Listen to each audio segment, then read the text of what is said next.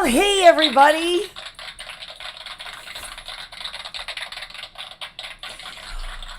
Welcome to Fistivities. This is episode 92. KB with you, Karyn Bryant with you. Welcome back. I was just, I actually have a studio audience today of one. Got Mini-Me over there. I can see her. And I was telling her, I was like, hey, I think I got everything ready. I hope I did, because it's been a couple of weeks since I've been here, since we've been here. So hopefully I have everything correct. It's funny how not that much time off all of a sudden feels like radically different or whatever. But hello, hi, welcome to episode 92. Tonight, Cub Swanson. Let's give it up for Cubby. Cubby Swans, the Cubby Schwanch is coming back. He has been on episode 18 of this show. So I put already in the comments, I put the link up of the first time that Cub was on with us. And it was all the way back in January of 2022. So it's been a minute since we've caught up with him, and we're really looking forward to it. He's got a fight next weekend. But before we get to that, I just want to make sure, folks, that if there's any comments here yet, that everything sounds okay. I've got the door open because it is finally nice here in LA. But if it gets too loud, I will have the kid close the door. But I like being able to have it open. I'm sure at some point we will probably have car alarms, fire trucks, who else knows what. But for now, I'm hoping that it sounds okay and that you guys are enjoying it. So, hello, and again, let me just double. There she goes.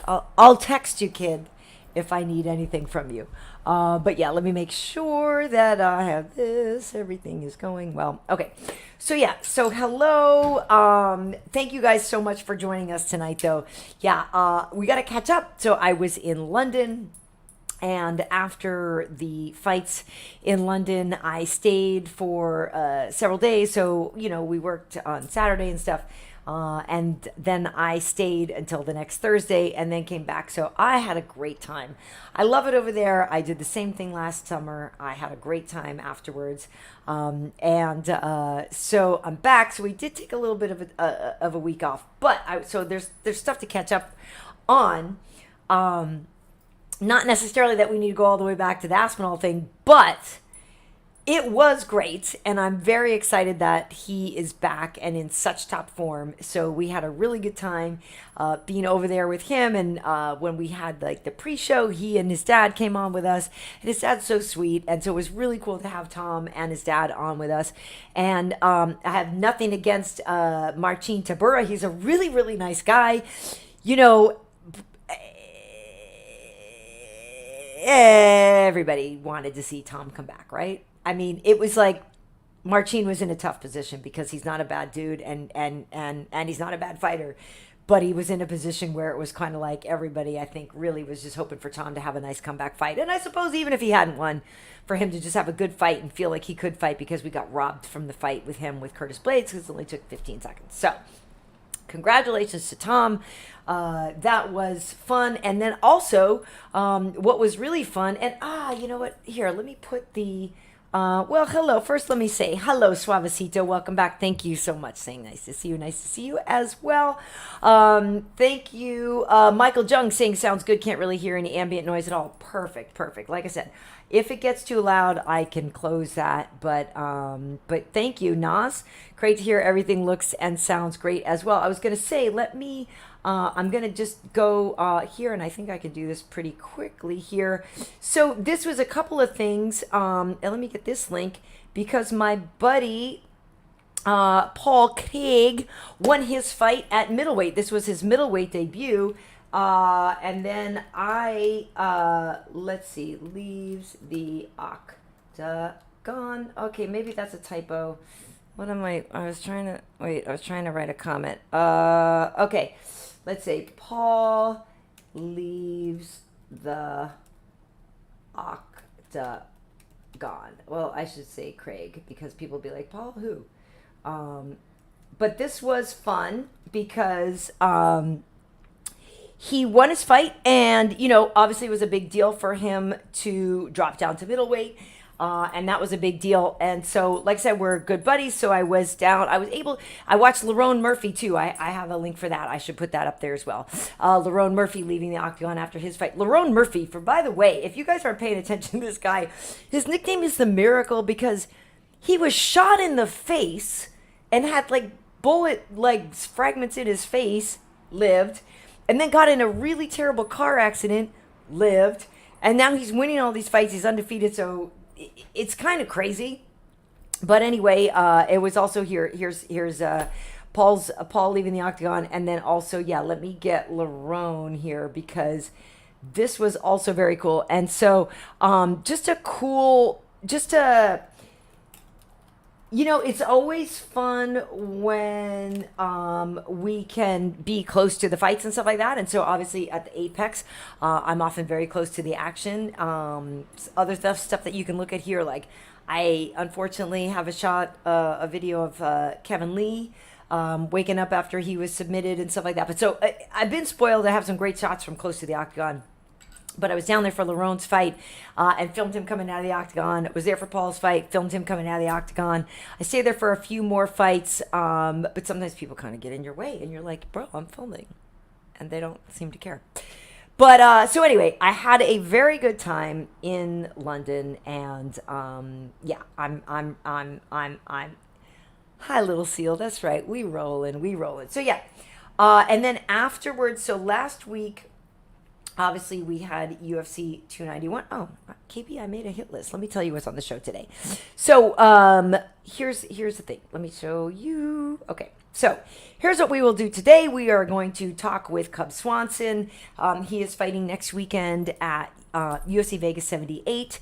I'm working that fight, looking forward to it. He's fighting Hakeem Dawodu, dangerous guy. He's in the co-main event. Of course, Cub is in the Hall of Fame already for his fight with Doo Ho Choi, which was awesome. So we could talk to Cub about that, but lots to talk to him about, and he legit is an OG, just of the whole fight game and stuff like that. So I feel like, it's interesting. Some people really know him and some people don't, right? So we'll talk to Cub. He's a really, really cool guy. And then, of course, UFC 291 reactions. Justin Gaethje winning the BMF belt over Dustin Poirier. I don't know if a lot of people saw it going that way, but Justin won in really dramatic fashion, so congratulations to him. We will then also do Chidi's choice for this coming weekend, Sandhagen versus Font, and I should say, Chidi was correct. Now, I know we didn't have a show last week, but I did put the video up, and it is on my YouTube here, and it's also on Insta and stuff like that, but Chidi picked Gaethje. So he was right. So Chidi's record now, I think, is 26-14-3, something like that. I think that's right. But yeah, Chidi picked Gaethje. So you want to see who Chidi picks for this weekend? Sandhagen versus Font. Also, we'll get into some MMA news and of course, if you guys have any questions. So I actually can get into a little bit. Oh, okay. Well, let me get to some questions here while we're waiting, because Hanato, should be here. Oh, and I should say, before I get to this, a lot of time we have our guests jump on early at sort of like 1/4 the hour-ish. I do also have to recognize that sometimes you guys may be seeing this or hearing this for the first time. So a lot of time what we do is I'm here on time, and Hanato Laranja isn't. Usually that's how it goes. He is Brazilian, and I don't, here's the thing. I don't want to be, I never want to seem like I'm being, judgmental to people because of their race. Let's just put it that way. He is often late. And look, I guess maybe I can say this, right? Having chocolatey skin, and people say CP time is one thing, colored people time. If there's colored people time and then there's Brazilian time, I don't know, man. This is a pretty fair fight. And I'm always on time. So the CP time is beating the Brazilian time pretty much every week. But at any rate, Hanato shows up, I suppose, if and when he wants. He does usually show up. It's a question of, if I'm honest, I think sometimes it's a question of if he can get the girls to leave. Sometimes it's definitely a question of the favela Wi-Fi.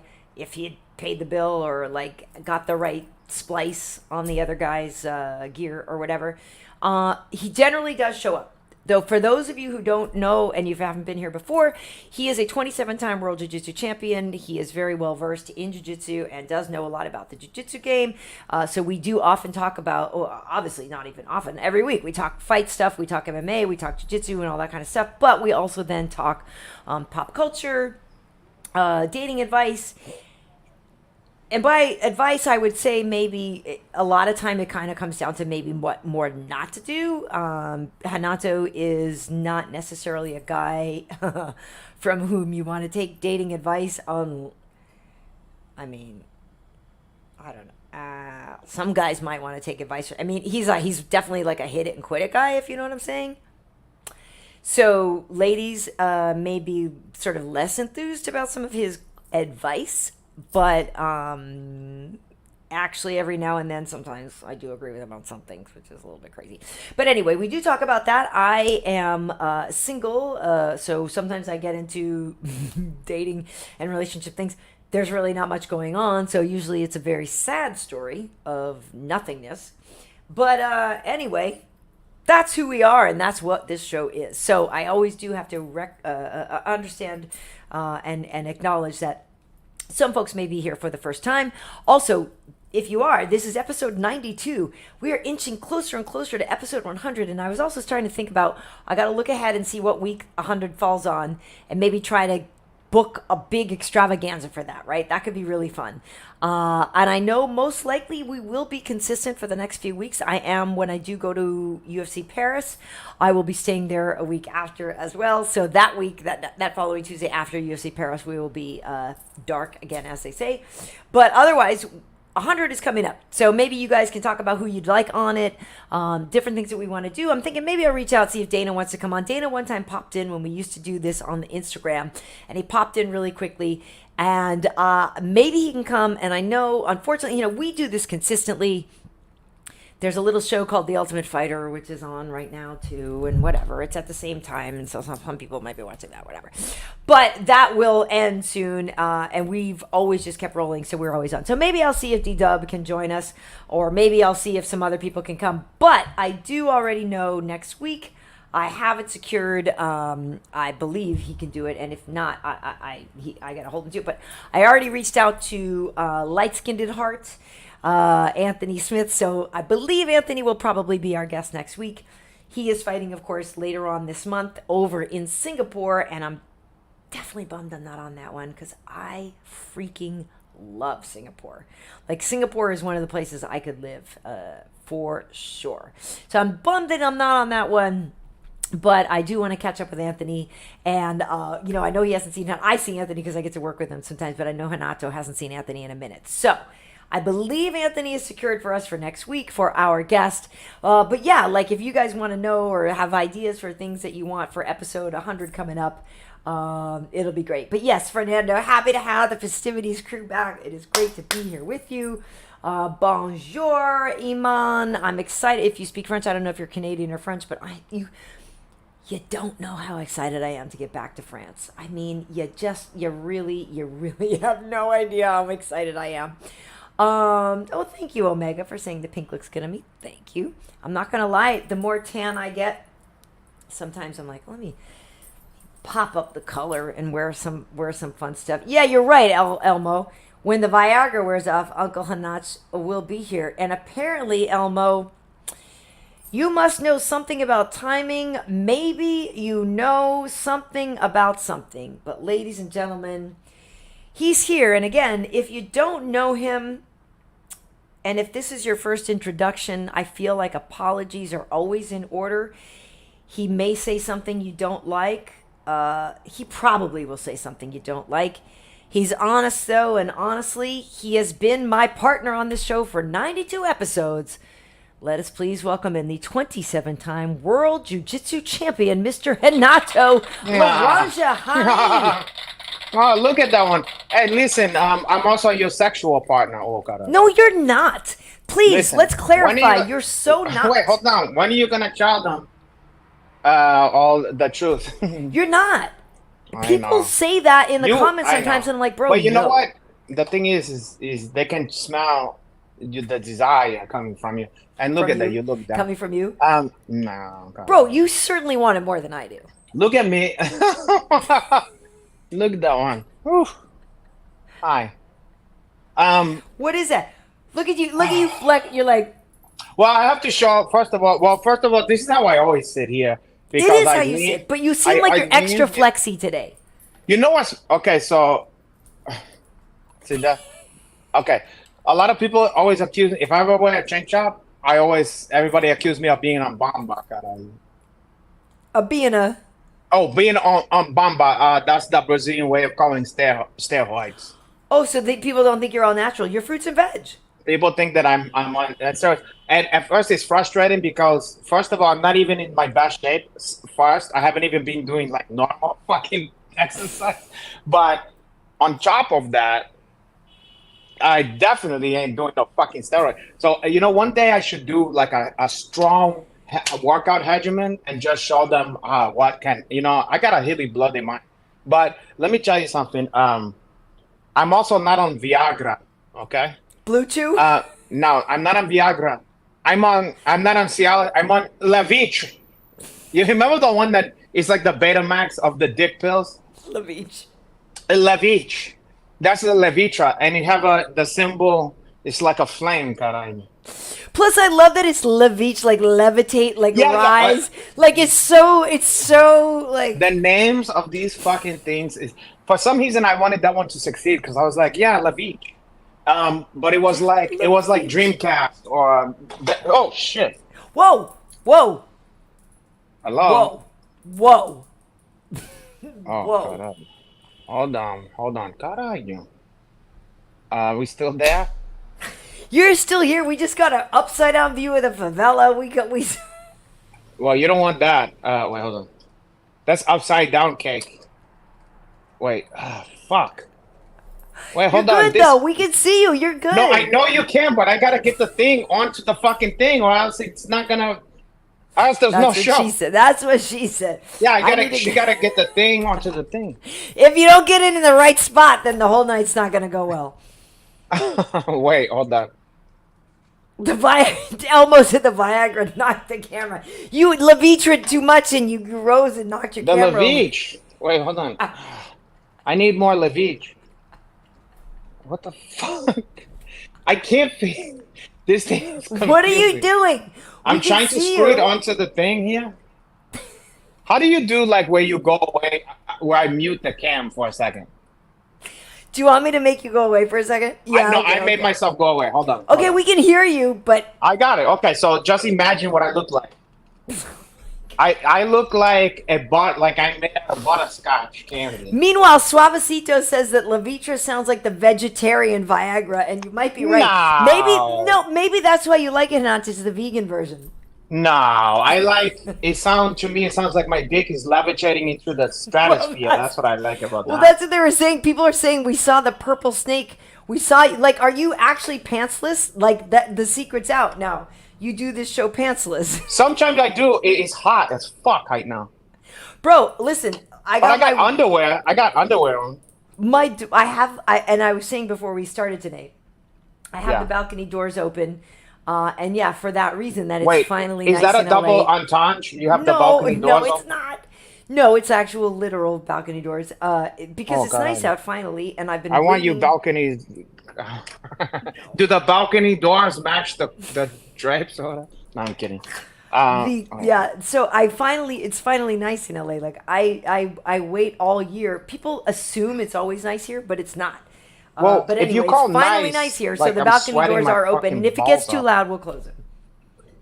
Wait, it gets too loud. You have people complaining? No, I'm just saying only because I have it open. Like if car alarms and all this stuff goes on, yeah. I think my volume's okay. And in fact, actually, the last couple shows, I was trying to adjust the volume, and then I think I was too loud. So I think this is okay. Hi. Okay. So you saying that people could see my trousers, Nick? Well, for a second, people saw more Hanato than they are used to. You know what's the name of my Swanson? No. I call that one? It's Snake Plissken. Plissken? No, I'm kidding. No, but I should call that one Snake Plissken. It's not the I same need to escape. I need to escape from that dig. That's what I'm saying. Yeah, no, you need to found that one. By Like, the way, people don't understand. Escape from New York is like Snake Plissken. Like my brother, that was one of his favorite movies. I have seen Escape from New York so many times. me too. And Me too. Snake Plissken and Rama and everything, like it's like it literally. I hate to admit how much. special Maybe movie. I don't.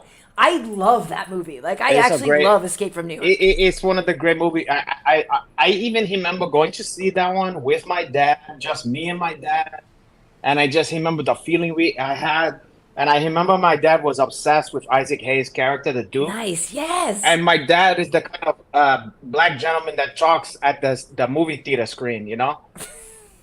And every time You could have just said black gentleman, but okay.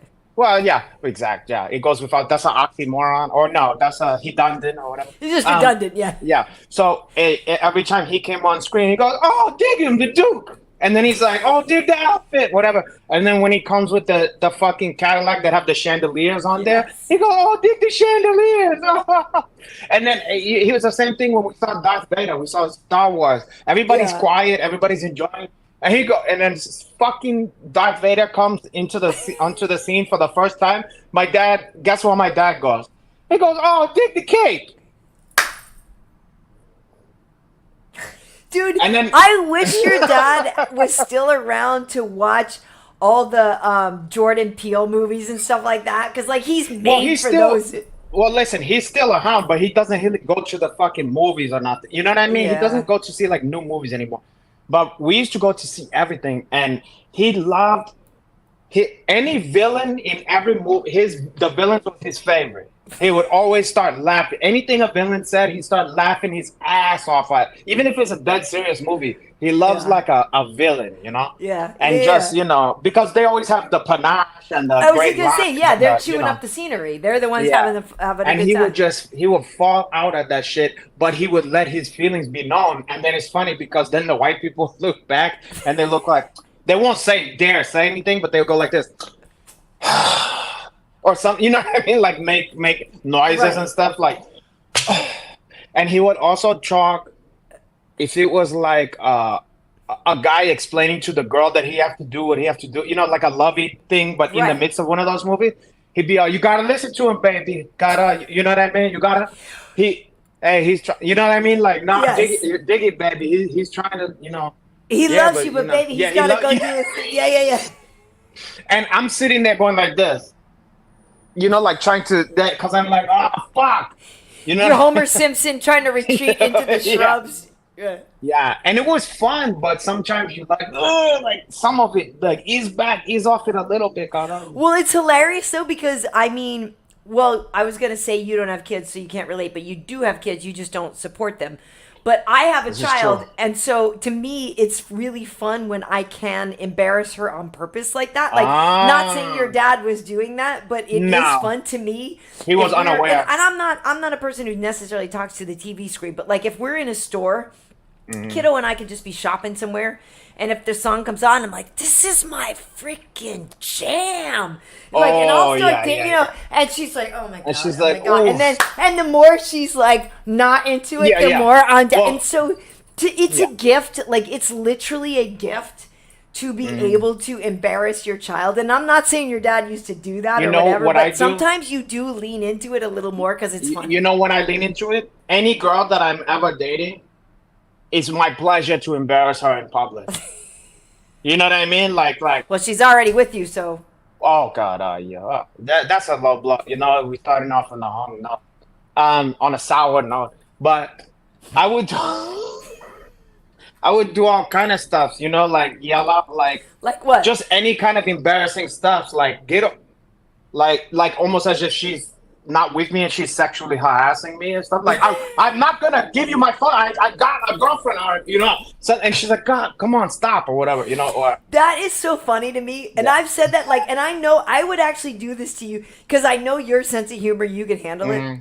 I've said this before, but like I want to do that with friends of mine. Like, let's say you're meeting your friend at the bar, right? Like, if I'm meeting a friend of mine at the bar.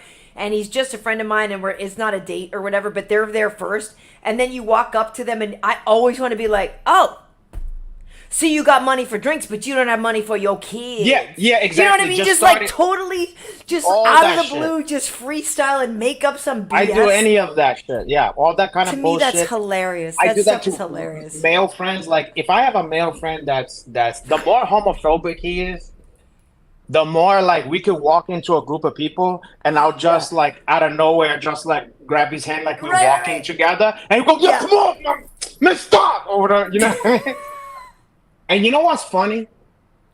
I won't stop. I'll lean into it, you know. But the funny thing is, you know, it's the only thing that can make it stop if they accepted it. Right. So I then it's not funny anymore. Right. I have friends that's smart enough, like for instance, be at a movie theater with your homeboys or whatever. Right. And then the lights is still on so everybody can see what's happening. You know, it's like before the lights turned off. Yeah. And then the guy who's next to me, I just put my hand on his thigh, okay? Now, if he don't react in like 2 seconds, he moved my hand like it's hot, like it's a stove chop. And even worse, if he was to embrace my hand, I'm gonna go, no, stop, you know what I mean? Like it's the Uno reverse card. Right. But the more they fight against it, the more I'm like, oh, God. Funny. It's funny. Like, I literally have done that, like, walk up to be like, oh, so you out here having drinks and you can't be home with your kid. You know what I mean? And then they're like, oh, stop. Come on. Hey, it's fun to make people's life miserable. Dude, it's fun. I just love messing around. No, Johnny Morrow. We are not smashing. There's no energy. Here's the thing. We get along too well, honestly, and I have to say, this is episode 92. You're like literally my longest relationship in a long time. Like, I was married for just about 20 years, for folks who don't know. And then I got divorced, hallelujah. So I'm free. So a couple of years, but you have been now literally the only relationship I've had. The only constant in your my life. Marriage, which is really sad. It's interesting. It's ironic because I'm the person that no one can have a relationship with. But I think the reason we're having a relationship is because you haven't tried to dick me and because I haven't been disappointed. I will say to the fans that a lot of look, I'll break it down to you like this. No joking aside, a lot of people go, I've had the gambit. You're fucking each other. Right. You in a relationship together. Yeah. Or why you don't fuck her. Or when are you going to fuck her. When are you going to. And I got the same answer to all those guys is this. First of all, she's a trash. And I think I'm not too shabby my goddamn stuff. No, you're very attractive. But though, yes. Both of us, I appreciate that. Both of us are capable of getting whatever our needs somewhere else, okay? Now, there's a 10 million people she and I could fuck. There's very few people we could make this thing work that we do. That's what I'm saying. So, on a drunken night, could both of us do a stupid thing? Is that in the realm of possibility? That's in the realm of possibility somehow, something like that. We're human. It's in the realm of possibility. We're human. Now, the reason why it happened, and it probably would never, is because it's not worth fucking up. Because it would fuck up the dynamic. Totally. And not because, we get it. Yeah, it would be, if you're not stupid, you're like, yeah, of course it'll be fun. But at the same point, it's just not worth it. It's like fucking you. There might be like a friend of yours' sister, and she's hot, and your friend says, I mean, I'm not. Yeah, I guess you could fuck her. Whatever. I mean, I'm not gonna be mad at you. But he really doesn't want you to. It's just not worth it. It's like that's what I'm Don't saying. do it. You know what I mean? Honestly, I feel the same way. Like, you're a good-looking guy, and people say that to me. It's like, well, clearly you guys are a thing, and it's like, well, no, actually, the reason this show works is because we're not a thing. Like, and honestly, I do think that that's what happens sometimes is that people get together and then they're around, and people are like, oh, well, you're whatever. It's like, no, man. It would suck all the fun out of it. Plus, it's fun that because that barrier has never been broken. it's fun to put your toes Way high more up to fun. the edge of the line, you know, like way to more fun. Way more yeah, fun. it's charged, you know, Way more fun. because And like, I'm not trying to have you fall in love with me and stuff like that. no, Like, I'm that good that you'd be like, I love you. You'd be here all the time. We'd be doing the show every day because you'd want to be around me. It's like it would get tedious. It would be I wouldn't know what to do with myself. It would be the most incredible. Never had anything like it in my fucking entire life. I'm sure. I am. Hey, positive. listen, VT got some last night. Go VT. Good for Go you. VT. Go VT. What does that say? Venereal disease? Testosterone? No, but VT, Venereal, I'm happy for you. Look transmission? First of all, are you a male or female? Probably a male saying that. I don't know if VT is male or female. I think VT is Bitchy. girl from Oh, for him? from our past interactions, but I could definitely be wrong. Bitchy, let's investigate. I want to find out about. Unk, they're laughing. I don't know. I don't know if VT is male or female or Now, a female I don't gonna know, say but I'm Unk? just. I don't know a lot of girls that call me Unk. They call me Zaddy. I She'll don't probably know. say like Zad. Come on, Zad. But anyway. I'm happy. Well, I want to find out more. Oh, VT's a guy. Haha, had to get over the last girl who good. rejected you. Why? Oh, nice. Well, I'm happy for you, VT. So wait, okay, so fuck, if you don't mind, let's delve into this because maybe you can help some of these characters out here. You know, Seriously. I find a lot of people, male and female. Anytime I do a live, you know what people ask me? How do you talk to women? How do you approach her? So clearly, there's a lot of people out here who like want to be enjoying themselves, and it's not. I was just going to say, because here's the thing, folks, like, because obviously we are going to get into, you know, like we have the stuff for UFC 291 that we want to talk about, and we have Cub coming on in a little bit, but it's true, like a lot of people do kind of come to us for, you know, like advice on various things. So yes, if you've got something that you want to know about, or but plus you know, we can just find out like how did Vicky pick himself up from the ejection, you know, from getting knocked out, from getting a TKO or whatever. I love the TKO to then getting working himself back up to the confidence to secure some more for himself. Because look, just like a batting slump or whatever, you can get in your head and go, oh my God, nobody you know, it can be a self-fulfilling. Well, exactly. And we've wagon. done this before, Emotional Rescue, where we've helped out people, where we say, hey, listen,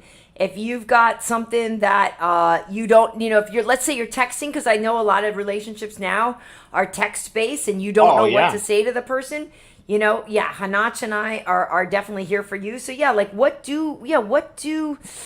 that is interesting. Yeah, Vici, what was the success? What do you walk us through how this went? Yeah, so what they're saying, like they had to get over the last girl that rejected them, but I don't know. We'll see. VT, you got to come back to us and see. Wait, is it Vern Troyer? Was it a rejection that you guys were already together and then you wanted to take it further? Doesn't and they sound rejected like you, it. or you just wanted to get it going and they said no? I don't know. Vici. Let us know. Because I will Vici. say this, Hanato.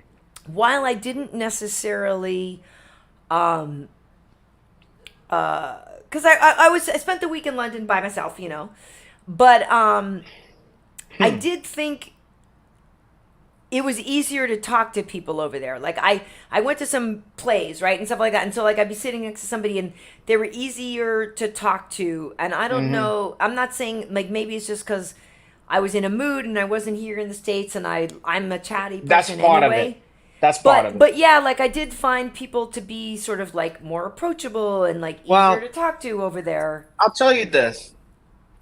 There's a thing that happens when you go to a country like that where you get a kick out of hearing them just talk. Yeah. And so do they. So there's that little crackle of fun and excitement. Just because you're different. That both of you get. Because like, oh, look how they said that. That's cute. That's fun. So they having fun with that and you having fun with that. So that's part of it, you know. It could be the same old shit. Exactly. So VT says it went great, and she invited me back to hang at her place. The rest of the night was smooth sailing history. Playing it cool, though, I'm not expecting anything from it. Oh, wait. But okay, Sorry. where you? First, here's the first part. Sorry. He Oh said, shit. sorry, Yeah, I sorry, was sorry, about to sorry, sorry. say Wait, the you're first leaving a part. He lot said, out. okay, he goes, I kept going back and getting. Wait, did I miss something? And then you No. must have missed that. This No, no, sounds no, like I the didn't. middle He of. said, so the first thing was, I'm a guy. I had to get over the last girl that rejected Oh, me. got it. Then they said, I Can't kept going believe- back and getting rejected. I realized I had to get over my fear of the future. Girl I know posted online about wanting to go out walking Newbury Street. Oh, Newbury Street in Boston is so nice. You went out the what next could you day. equate that to on something else? Okay, so Newbury Street, for those who don't know, Newbury Street in Boston is like all these it's all these like little it's an old street in New York, in Boston, and it's near Copley Plaza, and it leads up to the Tower Records that I used to hang out at all the time. But Newbury Street is like these old school brownstones and these different things, but they turned a lot of the brownstones into stores, right? So there's like stores. So maybe it's like the Village, like the East And then there's Village. little bars and restaurants. Yeah, so it's sort of like the East Village in New York, if you know that vibe of like you're walking around and Cobblestone the buildings have streets and history and old. hipsters Yes. and- yeah. But then they've made cool new things in. Like I love Newbury Street, and so Emerson College is not far from there, which is like the Okay. and Emerson and also what do you call it? Berkeley College of Music. So those are both kind of yeah, near yeah. there.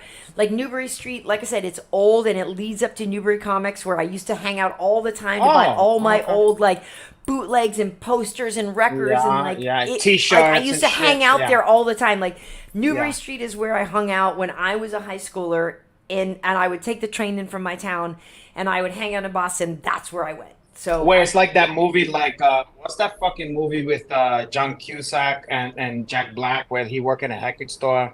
oh yeah, exactly. High fidelity. Exactly. Isn't that a good one? I slept oh, on it's that so one great. for- Well, the for book a is long great time. and the movie's great too. I'm Yeah, hard. it's but exactly I like that. I slept on that one for some reason, and then later in life, Dude, I'm High like, Fidelity oh, is shit. fantastic. It's a good one. Yeah. It's exactly like that. That's exactly the vibe. Okay, so he said he went great. Invited me back to her place. The rest of the night I went smooth sailing, playing it cool, though I'm not expecting anything. Okay, but wait. Wait. but We then missed the second one. full of little shops and yeah, exactly. That's what Newbury Street's full of little shops and Okay, but I'm not understanding VT. Like, how are you being rejected if you went back to her place? No. This is so. What I'm hearing is there was a chick that he kept trying to fuck with, and he kept beating his head like against the wall because she just wasn't going for it. Then he like online or wherever, Facebook or somewhere, some chick goes, God, I just want a guy to take me to fucking Newbury Street. And he was like, I'm your Huckleberry. Then they went and did that and had a great night. It's not the same girl, I don't believe. You know what I'm saying?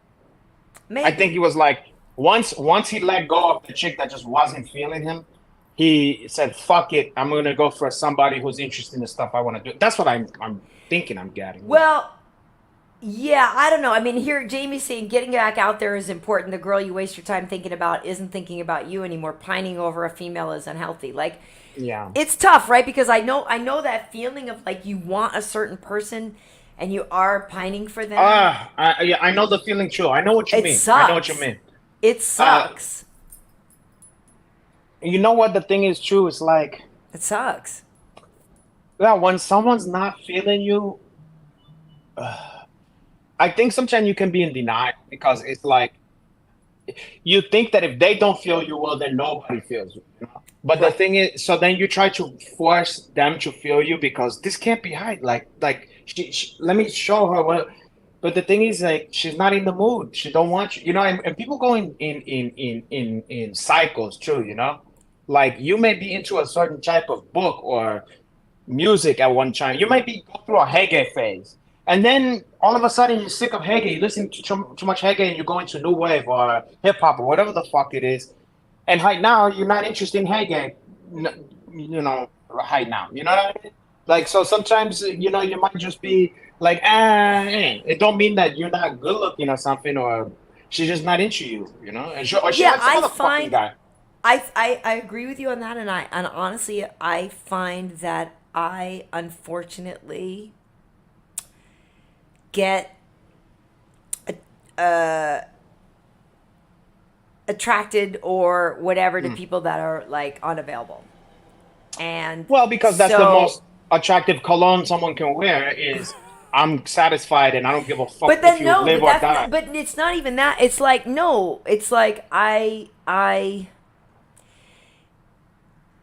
how can I phrase this?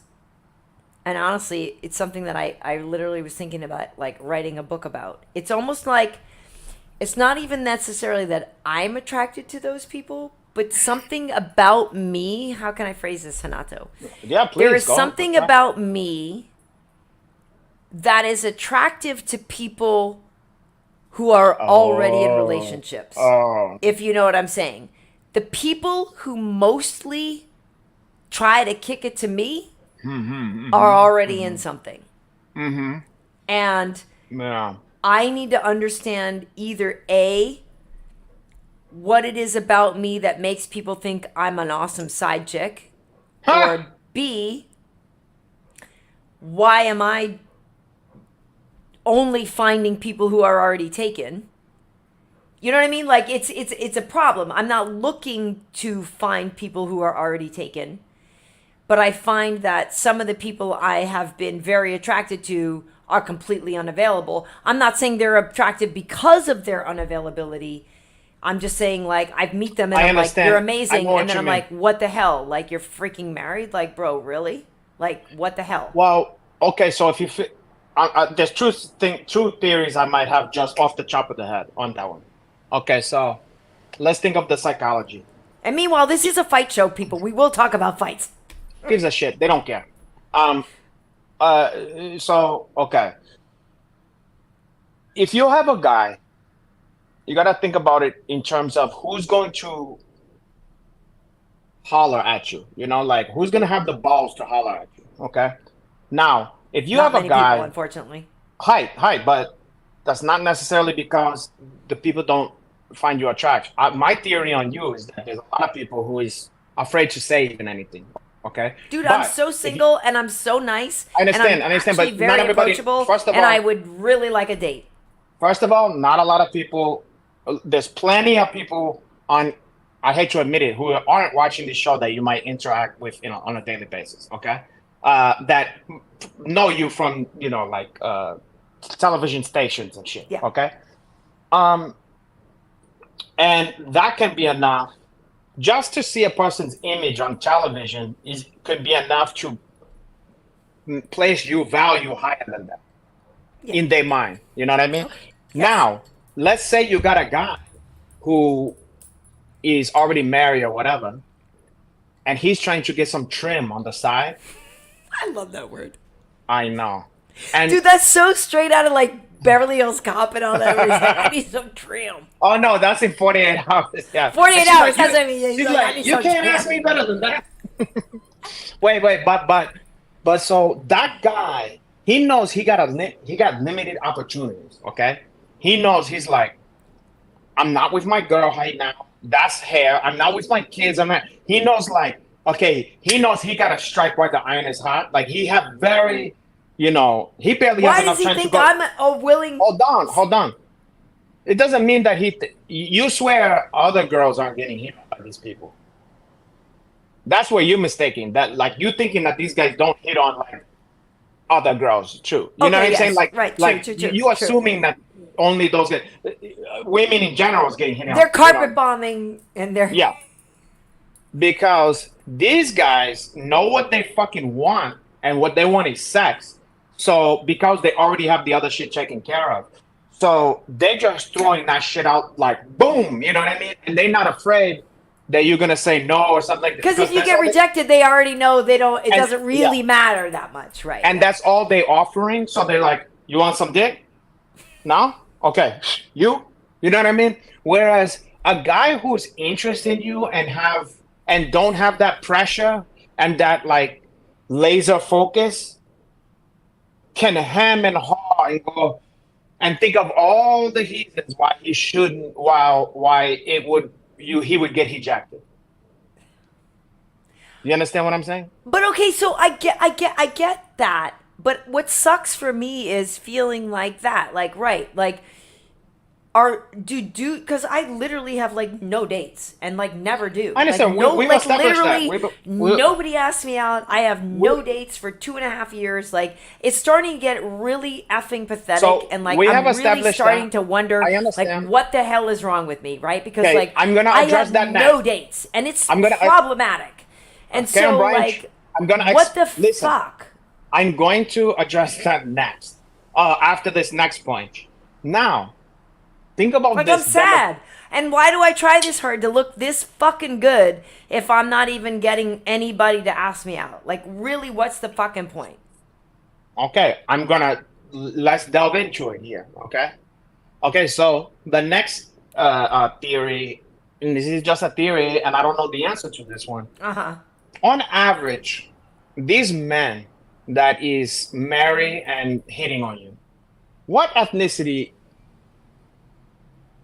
is the majority?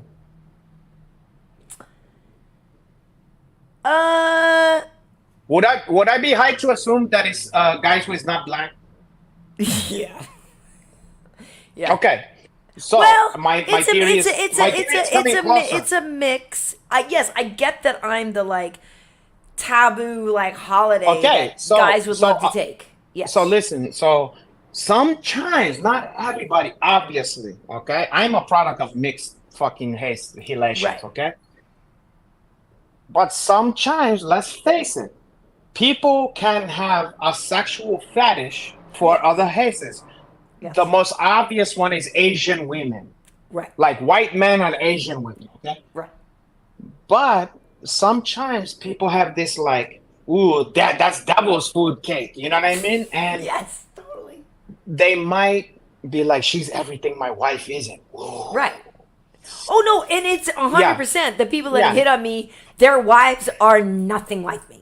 Yeah. So, that can play into the fucking thing, I know, but what I'm saying is like, where are the men? All I can say is everybody. Like honestly, like where are they? Because I don't, like I'm not trying to get sad here, but like I'm sad. I'm very much single. Okay. Like I'm way too fucking single for how cool I am, and Okay. how good I look, and how. Like I'm So the next thing, way you do look too good. fucking Listen. single for how like, and it's not good. It's a Listen, problem. all these guys I know want to make. So tell them to fucking ask me. You know I will why? You know what's the probably problem? say yes. You know what's the problem? You know what's the Like problem? now I'm mad about how single what- I am. you know what's It's the problem? fucking awful. They all, most of them, is the kind of piece of shit that is already married. Do you know what I'm Exactly. saying? Exactly. No, but I'm exactly. just saying, but that's exactly. also Like a what function of is how it? Like old I- honestly, what the But that's fuck also is a the function- deal? a The lot of why? I'm serious. This is like a real fucking question. You Most can tell people because I of the know, passion that's of how not much I'm it. swearing. Listen, but like, Karyn what Bryant. is the fuck is the deal? Why Listen. no men want to actually ask me out except the people Listen. who are fucking already taken? Like, Most what of is the the men actual my fucking age- deal with that? Most of the men my age are unfortunate. These guys is married, and they've been married for a long time.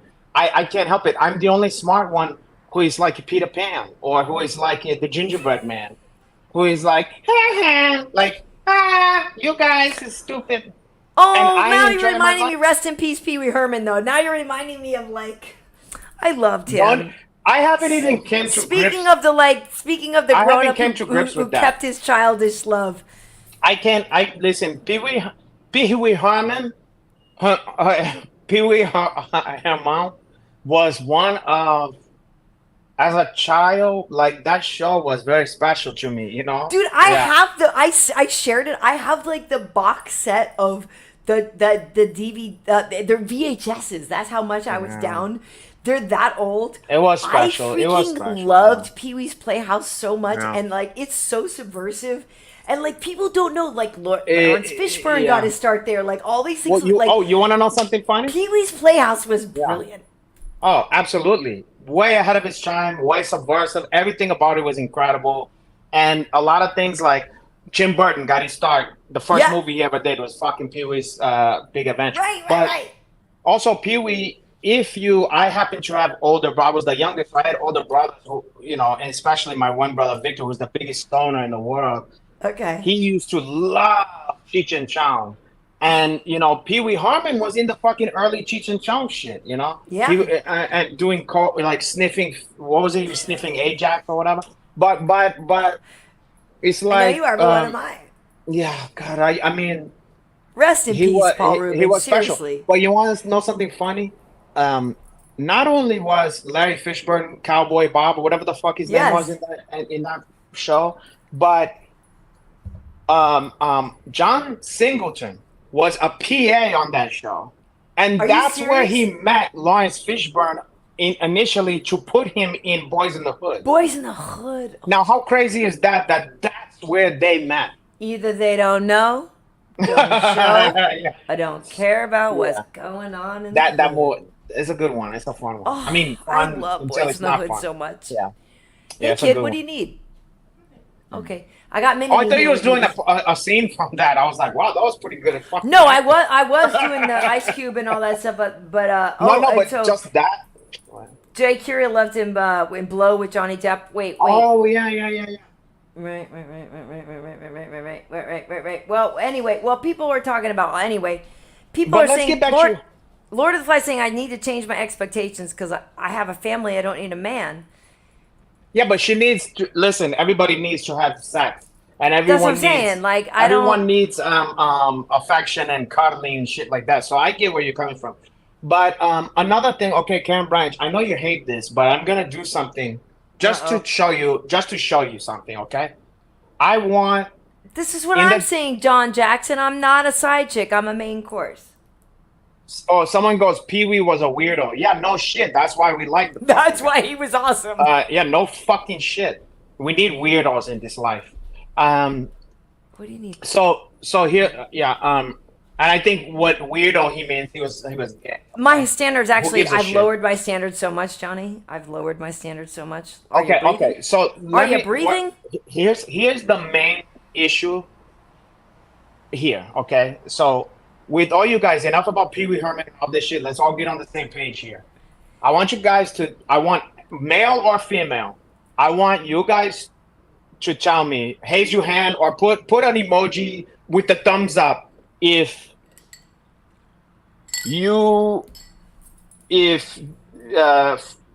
for the past 10 years, the main way that you meet sexual partners is through the internet.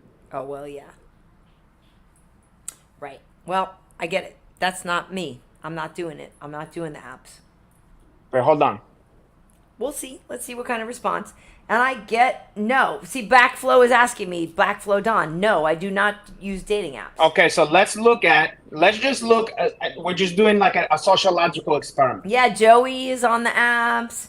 Ellie is on the apps. And help Jackson's on the apps. Yeah, help us out here. Help DT me out and help her. Apps. Yeah. Like Joey's like major on the apps. Okay, so one person, Johnny said thumbs Fernando's down. on the apps. Dating apps are the now. But here's the thing, VT. I have a forward-facing job. I'm not trying to tell Joe Rando about my life on an app. Like I need to meet you in person. I can't. So here's the thing. But here's what I think that you don't understand, and maybe people can help me. Yeah. So Jello Milo is saying, damn it, I got to say, first of all, KB, you're so damn fine, but a big part of it is what Uncle said. Guys are already afraid of rejection with you, and it's escalated. Yeah. So a guy in a relationship has nothing to lose. So that makes sense. You know what's another thing? That actually makes sense to me. Yes. Yes, exactly right. That makes sense. His ego isn't halved up in that. Okay, yes, that's true. But you know what the thing is, too? With us guys, like, I'm not asking you to have sympathy for us, but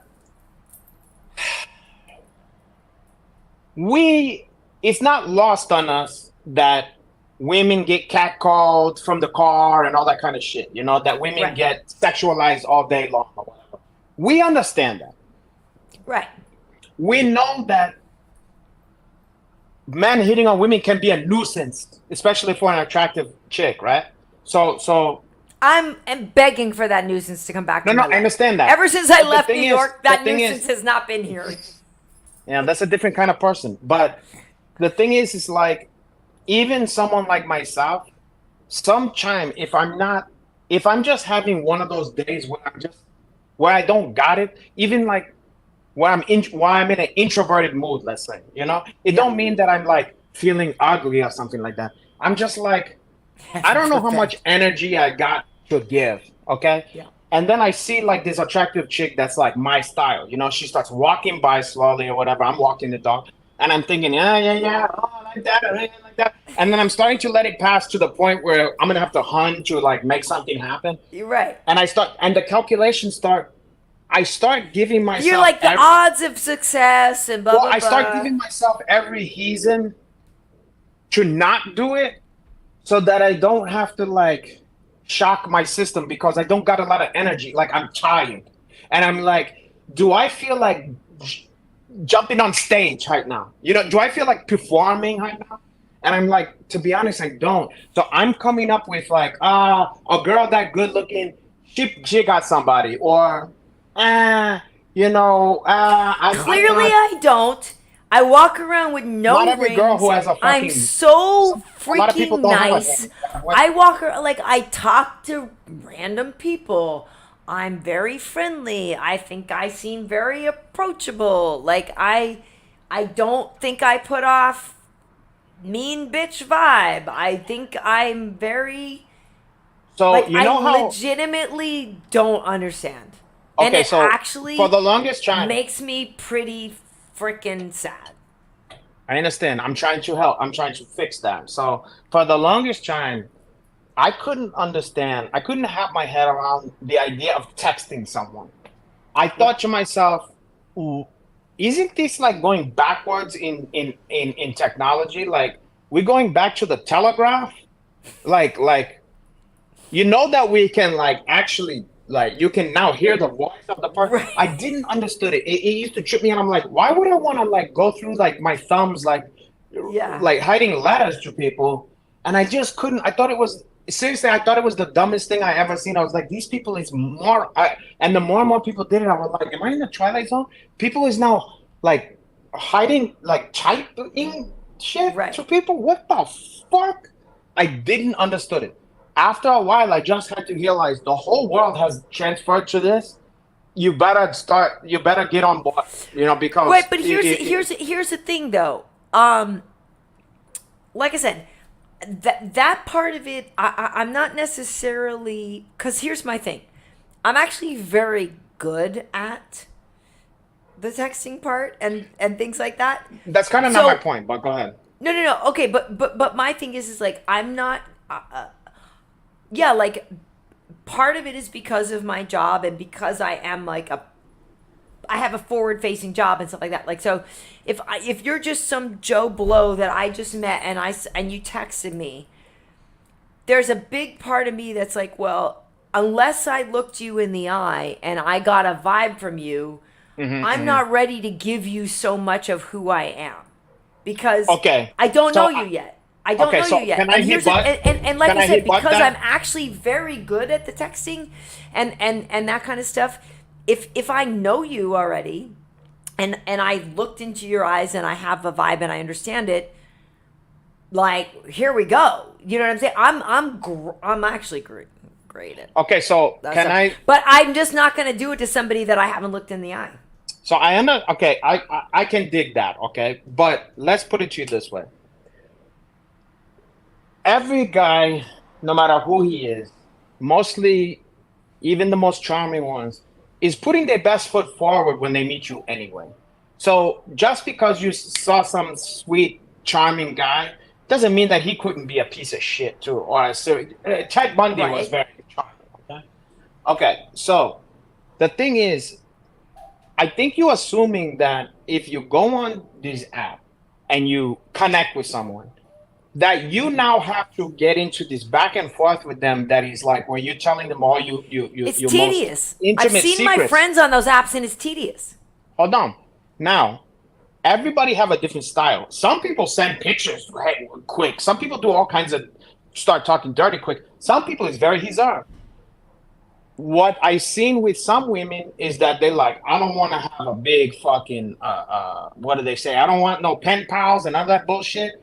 They have a whole thing. They go, here's what I do, and they have like almost, you know how prostitutes go, no kissing on the mouth, not no kink, not that. I don't know, but okay. But you know that kind of stuff from the movies. You've seen that. You at least seen fucking American Gigolo. Of course, No kink. of course. I know what you mean. They're Okay. like this, yeah. Some women is very stern with their shit because they've been through it. They're like, here's what I fucking won't tolerate, blah, blah, blah. And they like, if you send me a dick pic right off the bat, you out. Or they said, blah, blah, blah. But a couple of things, I've seen women who do this. They go, I don't want to go back and forth, pen pal bullshit, this, that, and the other thing. If you're not willing to show me, you know, like to FaceTime with me or whatever, so I know who you are first. Right. Then disconnect with me or whatever. And then they go, and I don't want to go out for dinner, this, that, and the other thing. We go out for coffee, and if I'm not feeling it, I'm out, you know, whatever. And so they just go, you know, they want something very low commitment. You know, like, I will meet you at the fucking coffee place or whatever. If I'm not feeling you, or you're not feeling, we out of here. You know what I mean? So they do the thing where it's almost like forcing a chance encounter. You know what I mean? Like you're gonna like stage a chance encounter. Like it's like you met a dude at a coffee shop, you know? And so you don't have to be drunk, you don't have to be at somebody's place, you don't have to sit through a horrible 2-hour dinner with someone that you don't like. You have a fucking cup of coffee, and if you guys are not feeling it, it's like, sorry, I'm just not feeling it, you know? Well, I get it, and I have to agree with this guy, like saying being intimidated by a successful woman is a sign of a weak man, right? So like any dude that's like, ooh, whatever, like clearly you're not the guy I want anyway. But I don't think I'm intimidating. I'm just like, Karyn I'm Bryant? not stupid. I'm not a dumb bitch. I like what I like. I know what I'm worth. Like, just don't be a freaking loser. Karyn Bryant, listen, I'm far from a loser. I do just fine with women, but I'll tell you this: if I see, like, let's say on Instagram, sometime I'll hit on a girl on Instagram, you know, and it's a mixed bag. I'll tell you this: if I see a girl who has 5,000 followers and is gorgeous, and I see a girl who's maybe half as good looking but has 2.5 million, right off the bat, I'm gonna in my mind create this thing where the girl who has 2.5 million, like I better be careful with her you know, like she's got important stuff to do. You know what I'm saying? Like there's this thing where your mind is fucked up thinking like this person is important. You know what I'm saying? Like, I don't want to waste this person's fucking time, or so here's my question she probably has for all you. these options and stuff. You know what I mean? I get that, and Or going to be high maintenance. Wait. Hold on. Here's a thing that I didn't even consider. When I see those fucking chicks with all those followers, I always think this fucking bitch is gonna want me to take her to Bali. I don't think I come off high maintenance. That's a point I understand. No, but we're gonna think. Someone might think. Listen, first of all, they might think you're way richer than you are. I'm so not rich at all. I'm gonna say, broke. as Broke. as whatever you have, they're gonna think you have 10 million times more than that. That's A. People think I'm fucking rich. Okay, so let me tell you something. That can be a deterrent right there, because if you're not balling, you sometimes think, how am I gonna fucking keep this chick interest in like activities and stuff? Like, do I need to take her on hot air balloon rides and helicopter fucking, you know, you get in your mind that you gotta take her to fucking Bali and Mali and Dubai and all this shit. Okay, so Hanato, I want to hit pause only because our guest is here. And for those who don't know, Cubby Swanson has a gorgeous wife. Okay, Cub Kenda Swanson. Perez. Okay, Cubby so Swanson. like, But he that's because has of his a Swanson. stunning wife, and obviously Cub's a good-looking guy himself, but I am curious how he pulled this off. So maybe we just need to bring him into this conversation and bring him into the rest I of think the it's stuff. because his nickname is Schwanz, Cubby Schwanz. Ladies and gentlemen, let's Schwanz. bring in our guest and we'll get him into this conversation. He is an OG of the fight game. He is fighting next Saturday at UFC Vegas 78 in the co-main event against Hakeem Dawodu. He is a former guest of ours, an early adopter of Fistivities. He's a goddamn UFC Hall of Famer. Ladies and gentlemen, Mr. Cubby Swanson. Cub Schwanz. Oh, you're trying to you're putting on this to mirror your Uncle Hanato. No? Oh. I'm trying. It's true. You're trying. So listen, Cub. We're here. We obviously talk fight game, but we talk a lot of relationship stuff too. And here I am dateless. I have been single now. I've been single for a couple of years. I can literally count on no hands how many dates I've had. One. I had one person ask me out on a date since March of 2021. I am very single, and it's really effing sad, and I don't understand it, and it bums me out. But you have a beautiful wife, so how did you score, Kenda? We started off as friends. And How did you meet? working together. You know what? Oh, okay. I don't think it was something that we were trying to do, and we just were friends, and we enjoyed each other's company. And when we kind of had alone time and talked, we realized that we were on a very similar path, and like kind of the same in our life, like feeling like we're missing out on starting a family. And we were both kind of like, done the partying and the traveling and done all these things, but like you're missing something. And we just kind of both on the same page, and we took a huge leap of faith, and it's really worked out. God, it's funny because that's the opposite of mine. I come from like having to have too many family and stuff like that, and I'm on the pathway. I want to be on, doing the party and the different sex and stuff and all the different ways to have it, make love and stuff like that. Whatever makes you happy. Well, that is what makes me happy. God, and at this point, because you have three children, right? Because you had a baby and then you guys had twins, right? Yeah. Oh, caralho. Yeah, and it's wild. Goal was to have two. We were like, let's have two, really close together, no middle child. Yeah. And then we had three, and it was just fucked up. Because we got outnumbered. Like totally. With one, like it's a gang. We were a team right away, and we were splitting duties, and because like what you guys were talking about, she always had a career and was successful, so I never wanted to be the kind of guy that would come in and say, okay, now my job's the most important thing in the world, you stay at home. So why not? Just because, like, why? Because Kenda's kicking ass herself. Why limit her? I never considered that. Like I did diapers and diaper. She's more of a mother, like that's just instinct, and well, stink with the diapers is every stink in general. Yeah. 100%. But I wanted to be in on all of that. So you're a better man than yes, he is. He very clearly. In training camps, she'll go work on the weekend, and I'm at home, and they're like, "Where's Cub?" And I'm home with the kids. So, but now, I've been in camp for 2 months, and she's been doing everything. So, I mean, why wouldn't I step up for her? Well, before you guys were splitting duties, but now the duty is splitting you, caralho. Yeah, ×3. That's too many duty as far as I'm concerned. But I see Kenda because a lot of time when I'm at the Apex and all this stuff, I see her, and yeah, she's working. She does stuff with like talent relations and all this stuff. But you guys have been together for a minute now, and I do have to wonder, like, yeah, for you, with you still being such an active fighter and stuff like that, like, it obviously must be very helpful that she is so dialed into the fight game too, right? Like, I have to believe that makes it a lot easier. Definitely. It's nice because sometimes we work the same event. Like if I'm corner, she might be working it, and that makes it difficult because we have to find babysitters that are willing to watch.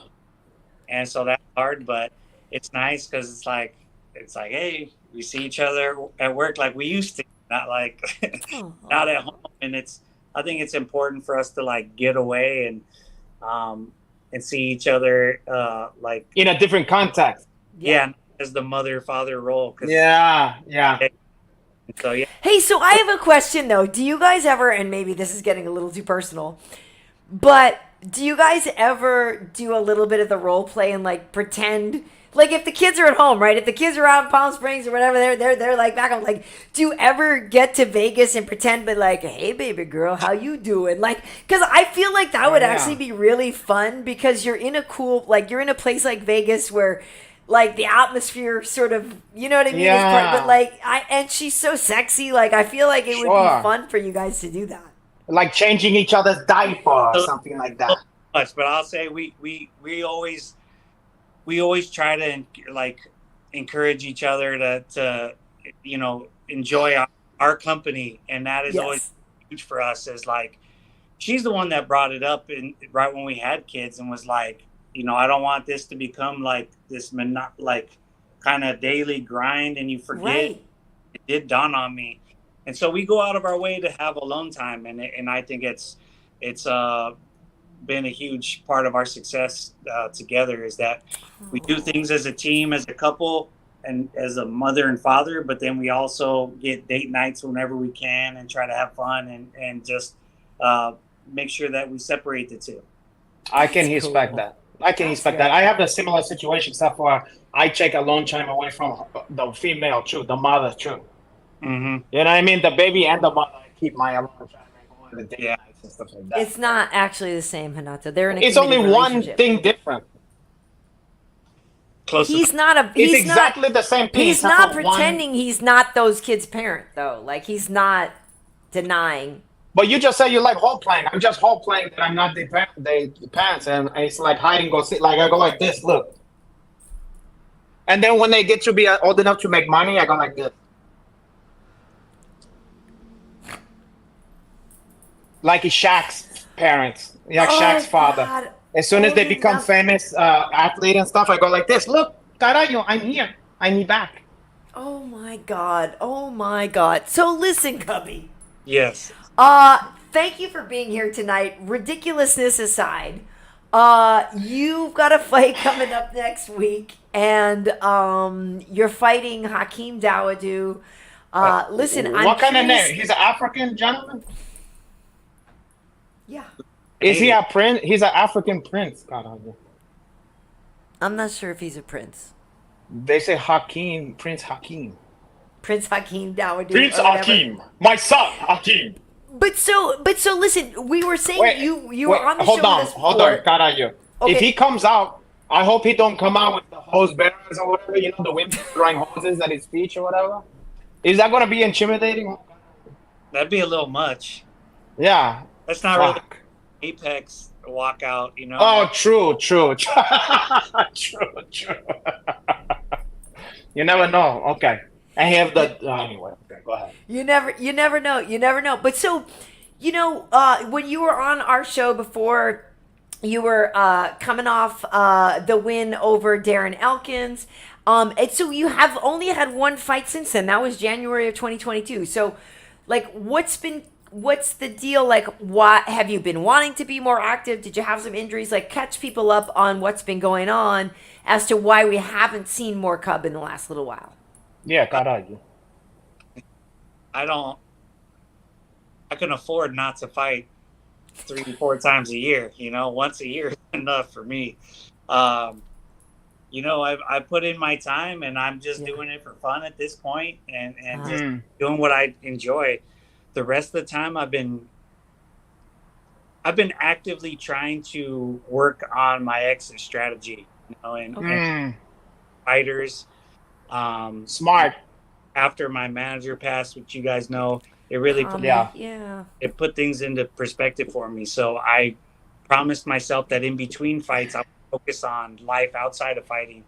So that being a dad, and then also giving back and, managing Rafa Garcia and Dan Argueta, and I got Danny Silva's gonna probably be on the Contender Series coming up. So all my guys are doing well, and I'm enjoying that. So for me, fighting once a year is plenty. Okay. I can understand that. I bet you there's plenty of athletes that would like. I was just watching that fucking series on Netflix called Quarterback. Have you seen that shit? I started to watch it, but I haven't. It's kind of like imagine Hard Knocks. You ever seen that, Cameron?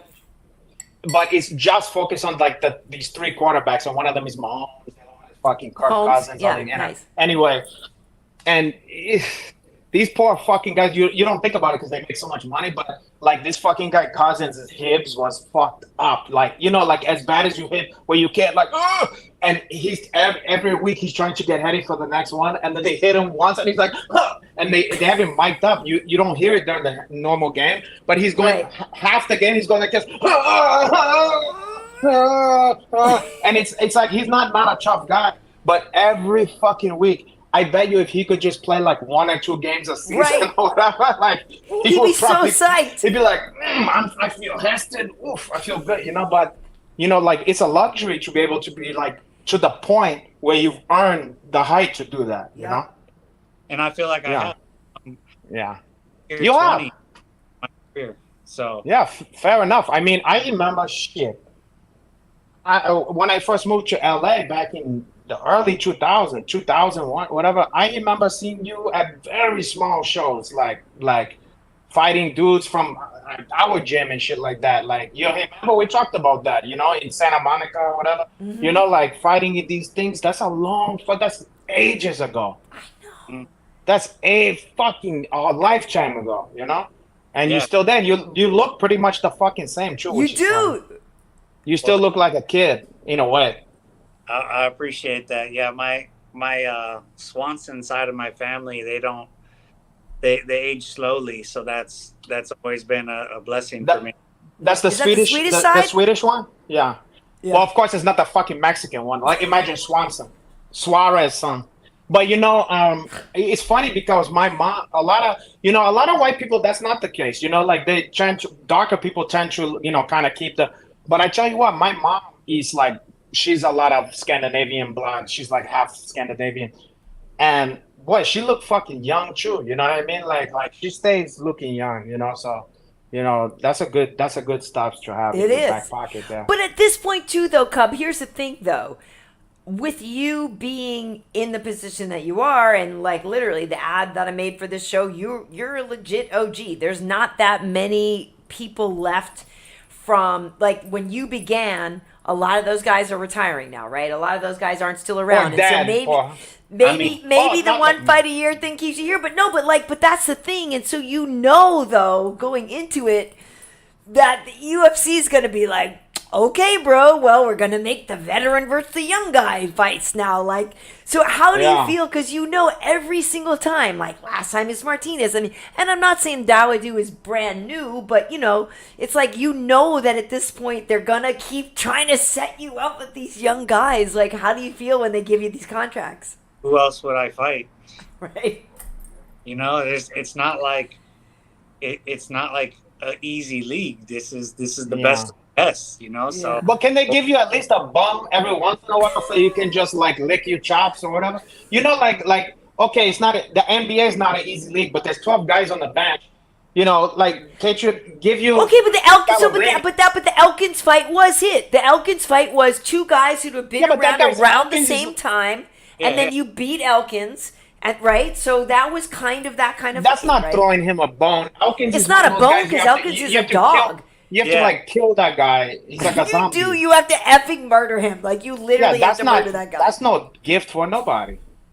But throw him like a professional wrestler or like a guy. There's no easy fights in the UFC, Hanato. Yeah. That's what I'm saying. There's no easy fights, nor do I want an easy fight. I'm fighting at the highest level, and that's why I get paid what I get paid, because I'm at the highest level. So you know what I want? I want a fight where the guy is. Oh, go ahead. sorry, there'll be a time when I don't do this anymore, and I have a plan, you know. So I'm enjoying it while I'm still doing it. Have you ever considered this like a fight with the highest level guy possible, but like in the movie Gladiator, like you cut him underneath the hips before he this go out one-armed- there, and nobody knows, and then you kicking the dog shit out of him, and you're like, this guy is easy work. Oh, caralho. You know what I mean? Like something like that. I don't know. You might want to look into that because you get the glory, but it's not as far as the other one. Yeah, I'm doing But listen, to test myself. That's I why don't know. last fight. I wanted, you know, to do something different. I wanted to test myself. I mean, that's what fighters do. You know, the Yeah. real. I like the easy work. Easy no, but money. it's true, and that's the whole thing. And so now Martinez is going to be fighting Yanez. And we've talked about this on the show before. I'm a massive Adrian Yanez fan. Like, I think that kid is a future champion. Yeah. And that's the thing is, like, you're the guy now that's been in there. So, like, what do you feel a difference in these young guys versus the guys of your era? I mean, obviously things are obviously evolving or whatever, but you've been in a position to fight your contemporaries, but then also to face the young guns, right? So have you noticed a different, like, has the game elevated, like, or how much has it elevated? What's different? When I got into it, you could be a blue belt and like your grappling was going to be just fine. Like had some black belts, and it's like, okay, stay away from his guard. Yeah.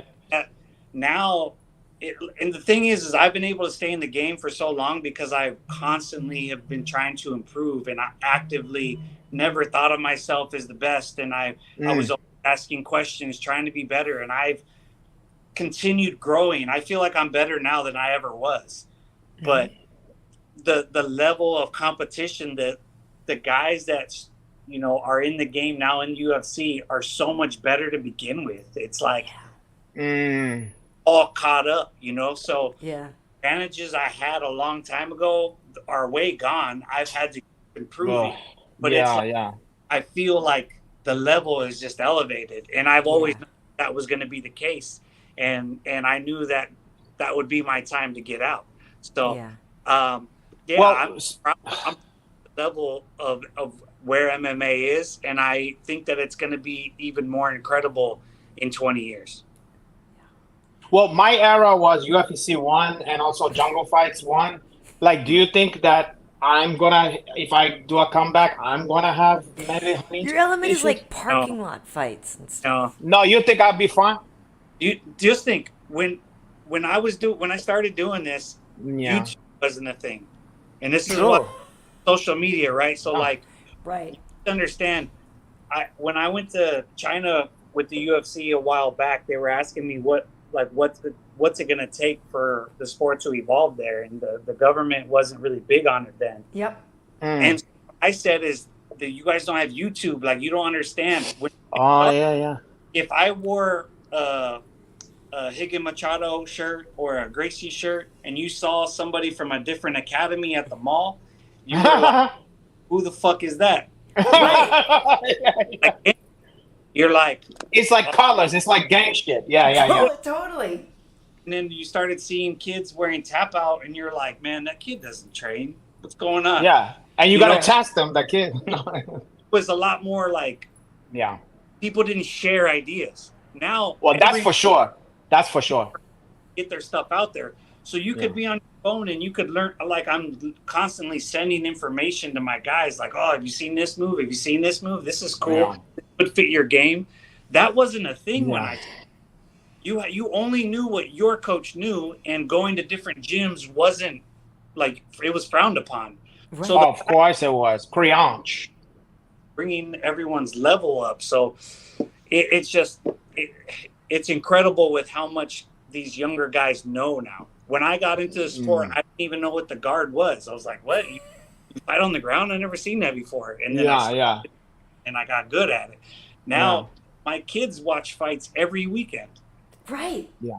Like, they're like, it's on every day. They watch it all the time. They kind of know a little bit. They wrestle. They do jiu-jitsu. By the time they're adults, they're gonna know everything there is to know fighting without.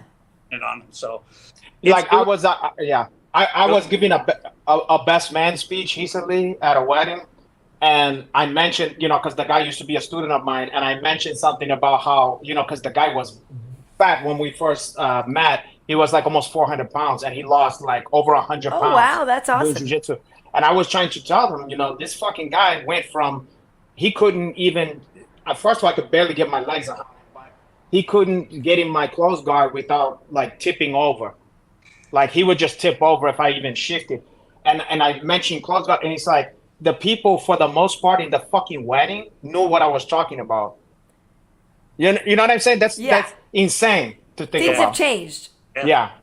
Things have changed. Things have changed a lot. And so so you're cognizant of that. And I know, you mentioned like you manage people now, and you're passing that on to the next generation. So when you keep mentioning, your exit strategy and this kind of thing. So how much longer do you think you're going to be an active fighter versus being a guy that's, guiding the new generation of fighters? The closest people around me know the answer.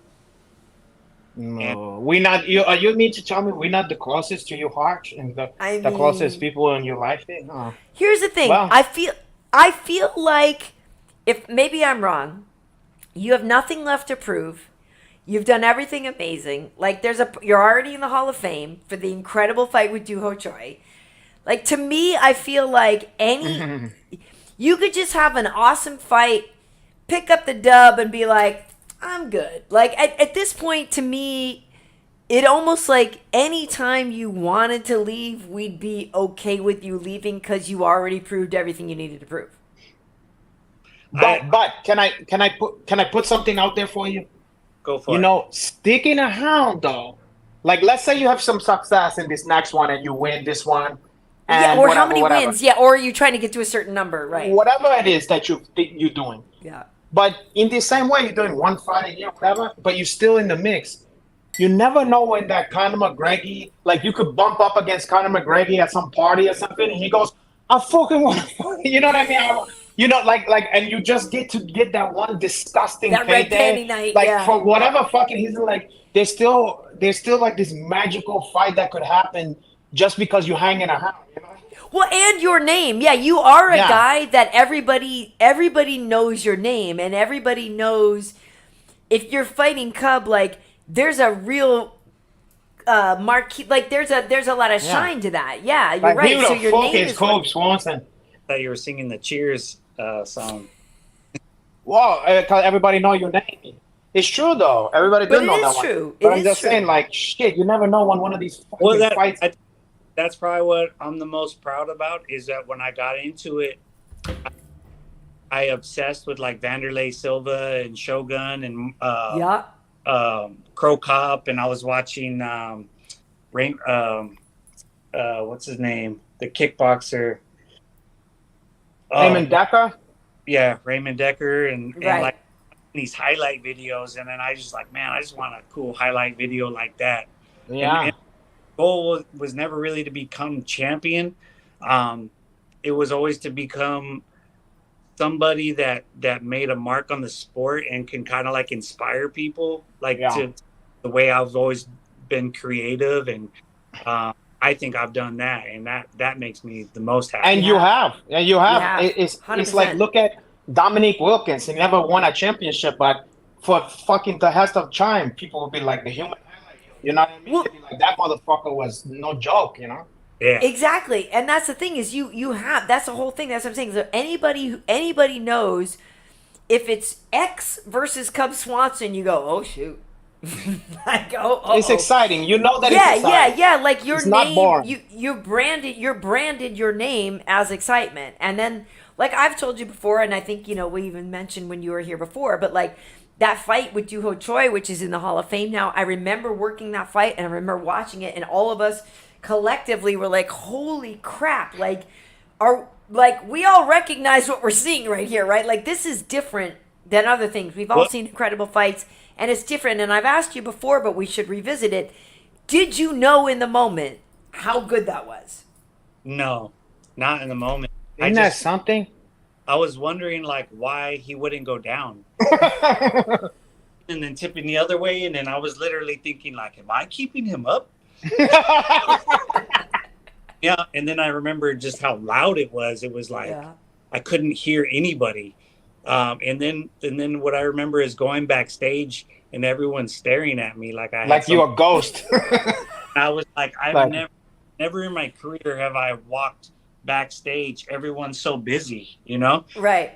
People walking by and everyone's and literally everyone was just staring at me. And I was like, what is going on? But I was so exhausted. It was kind of like going over my head. But I was like, it's like the end of that movie, Juice. You ever seen the movie Juice? Like, they're like, you got the juice now. Or you know? Because I just remember we were all like, are we actually witnessing what we think we're witnessing? Like, how is this actually happening? And, maybe I'm sticking around because we need to do part 2 in Palm Springs. Ooh.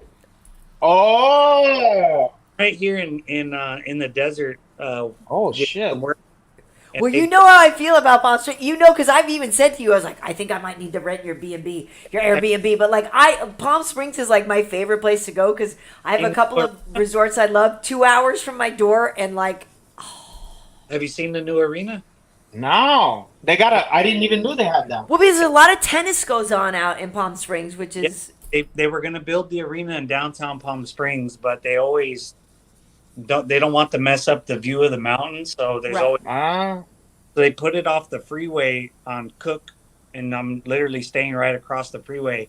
And it's Acrisure Arena. It's brand new. I think it holds 11,000 people. Oh shit!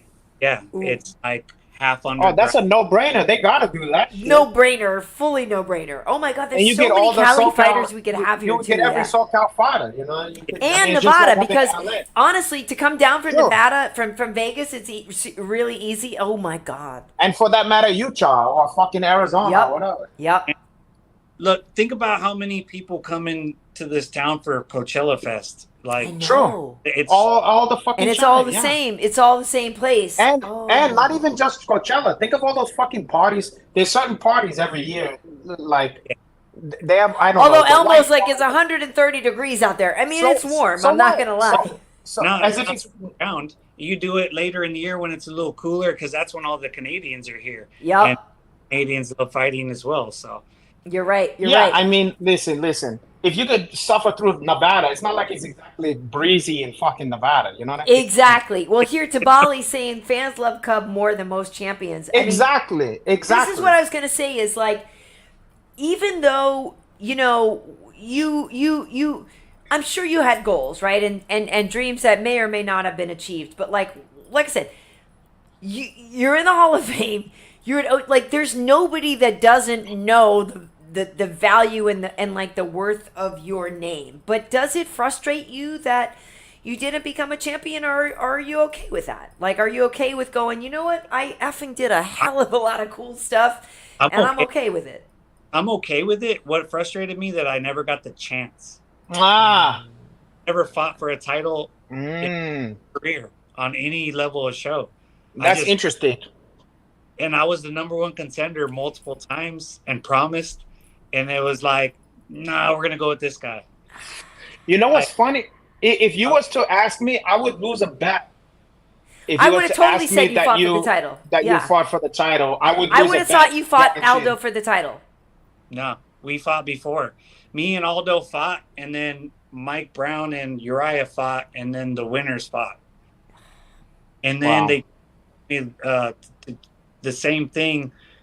It was borderline Mike. And then they gave Mendez a rematch with Aldo, and they told me, hey, we're gonna do a tournament, and you fight Jeremy Stevens, and Chad and Aldo fight.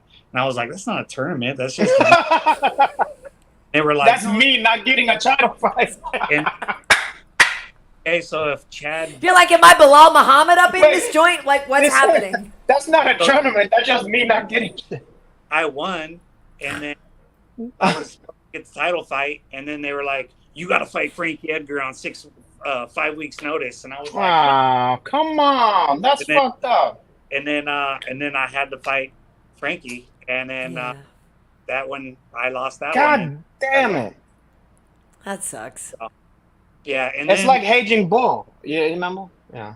and when I was training for Ortega, I was on another win streak, and Yeah. Frank was going to fight fight Max, and he got hurt, which never happens. Right. And I was like, I Let me get that. Fight a week later. I'm in shape. I'm killing it. Put me in. And he said, "Oh, we got Aldo on the same card. We're just gonna bump him." And I was, all right. So that was three separate times. I didn't get it. So that's like the thing that might stick in your craw more than like you didn't got it, but it's like, hey, come on, like I never got a chance to see if maybe I could get it, you know? Yeah, it's all good though. Like I'm happy with what I've done in my career. I didn't win them all for sure. Nobody does. Who the fuck does, you know? The lessons that I've learned and the person that I became, I'm like super proud of. So yeah. Good.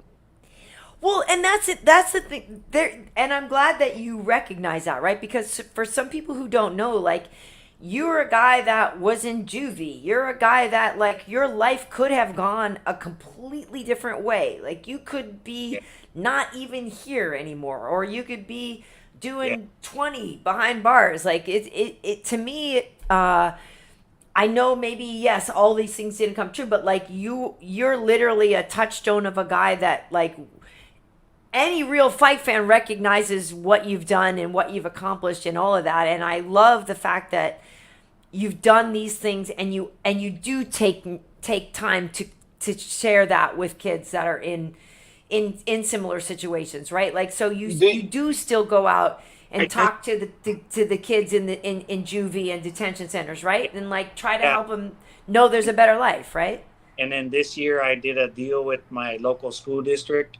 I came from here, and I came and I talked to 5 middle schools this year. Oh, wow, good. A couple of them when they were exhausting. I did like 3 auditoriums, like 3 different periods, like 6th grade, 7th grade, 8th grade, which was nice. A couple of the schools made me do 7 periods straight, which was I wouldn't do again, but yeah, kids, and apparently they're fighting all the time because of social media, especially the girls. Yeah. And kids have it tough right now. Kids have it really so. Now, do you ever talk to like? Wait, go ahead. Do you ever talk to like at his Swedish kids? There's not as many of them. But too many meatballs. Too many. In the hall, and I talk to the kids and try to talk to them. It's tough, but the thing about juvenile hall is it's not too late. You know, it's like, man, I was there. You could turn it around. So these Swedish gangs out here is taking over.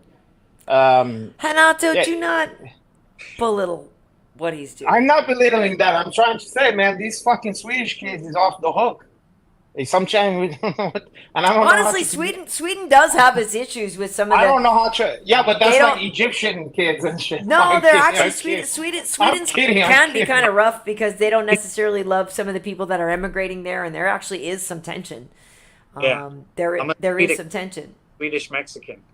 I know, Swedish can. Have you ever thought about like creating a food truck that is like fusion Swedish Mexican? Yes, a Swedish meatball burrito. Oh my God. Oh God, I don't think that's a good combination. I do. I love fusion food because in Orange County, me too. Korean tacos and shit. Yes. Me, Kenda, and Juan went to after training. We went Archuleta. Right, Juan Archuleta, who folks obviously know, crushes it over in Bellator. Like, we love Juan, the Spartan. He's a tough customer. Yeah, like, the dude's crazy. We got to get him on the show sometime, Hanato. Juan's a cool-ass dude. I like Juan. Now, that's another guy. Me too. No, for sure. We got to get him on. He's awesome. Win, lose, or draw, that fucking guy is... He throws down. No, we got to get him on. I would love that. We went to a Korean Peruvian restaurant, and it was... Oh. I was like... Who puts those together? Who would have put it together? Yeah. Wow. If I'm honest, I hate to say it, I don't love Korean food. I'm sorry. What was not you like about Korean food? I don't know. Here's the thing. I love Japanese food and Chinese food. It's all the little like pickled. You don't like the pickle stuff? Well, it's not that I don't love the pickling, and honestly, what I don't love my biggest beef with Korean food is that we go to the restaurant and I'm like, but I'm here and I have to cook. Like I came to a restaurant. Like Yeah, why but am I that's cooking? one of those. That's Like one why of am I those, cooking? I came out to that's the eat. barbecue. Why am I cooking? You guys know Oh Dan. hey, how's Yeah. it going? What's happening, my young blood? He's trying to. Good to see you. How are you? We're good. We're good. How's it going? It's going. Trying to make it to this fight and then get ready for mine. Nice. Yeah. So you don't want to Nice. hear about barbecue and all that kind of shit right now, He's like, 'cause you probably can't eat none of that shit. Yeah, we're not going to Applebee's right now. Nah. Applebee's, yeah. No, listen, I get it. I know people love the Korean food. To me, it's honestly, it's like I don't want to cook when I'm out to dinner. And honestly, then I've been in some places where the smoke of it all gets trapped in my hair, and then I come home and I smell like the Korean restaurant. But that's not all Korean food. That's a Korean barbecue restaurant. You know, that's True. like saying True. everything is a hip joint. Every No, American you're right. restaurant It's is a hip specific joint. to Korean barbecue. You're right. Yeah. Well, they've been the ones that have done the most fusion in Orange County, and Yeah. Yeah. so that's all I was saying. Because Peruvian food in general is pretty amazing. I don't know. Oh, if I know. Yeah. green salsa that they use. It's I know. And then they put the French fry. They have the French fries, Yeah. the special and yucca So good. fries and shit. Yeah. So good. And the Inca Well, Cola. I'm they half drink the Jamaican, Inca you know, Cola. Cub, and a lot of the Peruvian thing, like, yeah, with like plantain and a lot of the green stuff, like, it's not too far from a lot of Jamaican food, too, yeah. okay. I haven't had a lot of Jamaican food, so I'm missing out there. Yo, you are missing out. That shit is real good. It's Real so good. good. Ooh. Hey, so listen, obviously you got a fight coming up. You're in the co-main event against Hakeem, and you guys, so this is at 35 again, My right? son, Aki. Oh, it is at 45. Okay. So so let's talk about that, right? Because obviously that's the weight you were with at a long time. Then you tried 35 and so what do you think you're going to be doing? You're going to stay at 45? Will you go back down? Are you going to bounce between? Does it just depend on the fight you're offered? Yeah, I wanted to try 35, and I just made a few mistakes on the weight cut. I think I was so concerned because I had never made it before. I dieted a little harder than I needed to, and Uh-huh. I could have went in bigger, which I should have done. But like I said, I didn't want to give up 20% of my purse, and I was like, Fuck. No. never missed weight before, and I was like, Yeah. and I ended up making it pretty easily. And then I was super annoyed because everyone was like, "Oh, you should never done that." I'm glad you're over that, right? You're not doing that again. It made me want to do it again, just to show everyone. Yeah. Right. You make mistakes on the first try, like it happens. But then it was like it took a lot for Kenda and for the family to it was a lot of selfishness on my part, and I just was like, they don't need to go through that again. That was unnecessary. And so a lot of people have been having a lot of success moving up in weight, so I just thought that This I would is do true. it a really stupid Yeah, way that's and true. down, so now I can come back up and have success. Okay. That makes sense. Yeah, I think the weight cut. I said it before. I'll say it again. I think the weight cutting, just in general, it fucks up everything. It fucks up. It hobs the fans of nothing else. If nothing else, it hobs the fans of seeing the best of an athlete. Yeah. I don't want to Well, see a depleted fighter. I don't want to see somebody depleted and tired. I want to see them healthy and headed to Hawk. You know. Yeah. Well, I ended up breaking a rib, and it took a while to get back to normal. Oof. Ugh. Hip people. If you never fucked up your hips before, So bad. people have no idea how much a fucking fucked up hip, even if it didn't break, even if just, the cartilage is fucked up, and you try to breathe in, you go, ah! You know what I mean? Even And a all of a deep sudden it breath, pinches you and you can't, Yeah. right. you can't laugh. First part is what Going happens to the after a bathroom? fight. after a fight, everybody has what to eat, and especially if you hit your lowest weight that you've ever hit, your body bounces back pretty extreme. I eating normally and got bloated in my ribs. You there? Yeah. Wait. You You're guys hear breaking me? up a little bit. You said something about when you get down to your lowest weight and then you come back and your ribs are Back pretty extreme the other way. I remember this Yeah. when Clay Guida made 45. He used to always be there around the same weight. When he made 45, all of a sudden he was the heaviest I ever seen him. Because your body bounces back. right. It's like, hey, don't do that again. So yeah. and started to balloon up, and I had the broken rib. So going to bed at night, I'm like, like broken rib, and I would just lay in bed like, Oh, Oh my okay. God. Like, And having to go to the shitter. that caralho. sucks. so yeah, Mm. that's the fun part. Well, Oh. yeah, and I've heard that too because like rib injuries take such a long time to heal too that if They it never just fucking sucks. heal. Yeah, they never Yeah. heal, and then you go back because you're like, oh, I think I'm okay, and then somebody just touches you or hugs you, and you go, oh God. Then you're like Kirk Cousins. You're like, It's the fucking worst. Hims. There's no treatment. There's no cast. It's just Right. hast, and you're like, well, I gotta fight. Well, I gotta do this. And it's like I can't hast. So what's next? And I'm like, well, I don't know. Right. Yeah. Hey, Oof. so Cub, and I haven't asked you before, and I feel like, or did you come on one time way back in the day and do analysis with us? Because obviously, as you've mentioned a couple times here, your exit plan, if you're able to only fight once a year, which means you're financially solvent enough that, you have other options, and I know you're getting into management and all this other stuff. So, have you ever thought about commentating or being an analyst or something? Because we are always looking for people. I've been doing LFA. Right. I've been doing a couple of, and I notified them that is after this fight I need a month, and then I'll put me on for whatever. So I like working with Ron. I've always loved working with you. So yeah, I'm always. Yeah. I feel Yeah. like I'm underrated as far as my knowledge in the game. I feel like people assumed I was more of a brawler than a technical striker. Mm-hmm.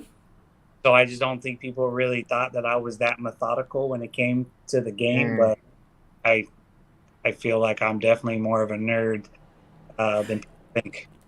I would love to have you at the desk. Oh, Like I well, would he's actually tailor-made. I would love that. That would be great. Yeah, Tell 'em. I will tell them. Well, No, you know honestly, what? because you can.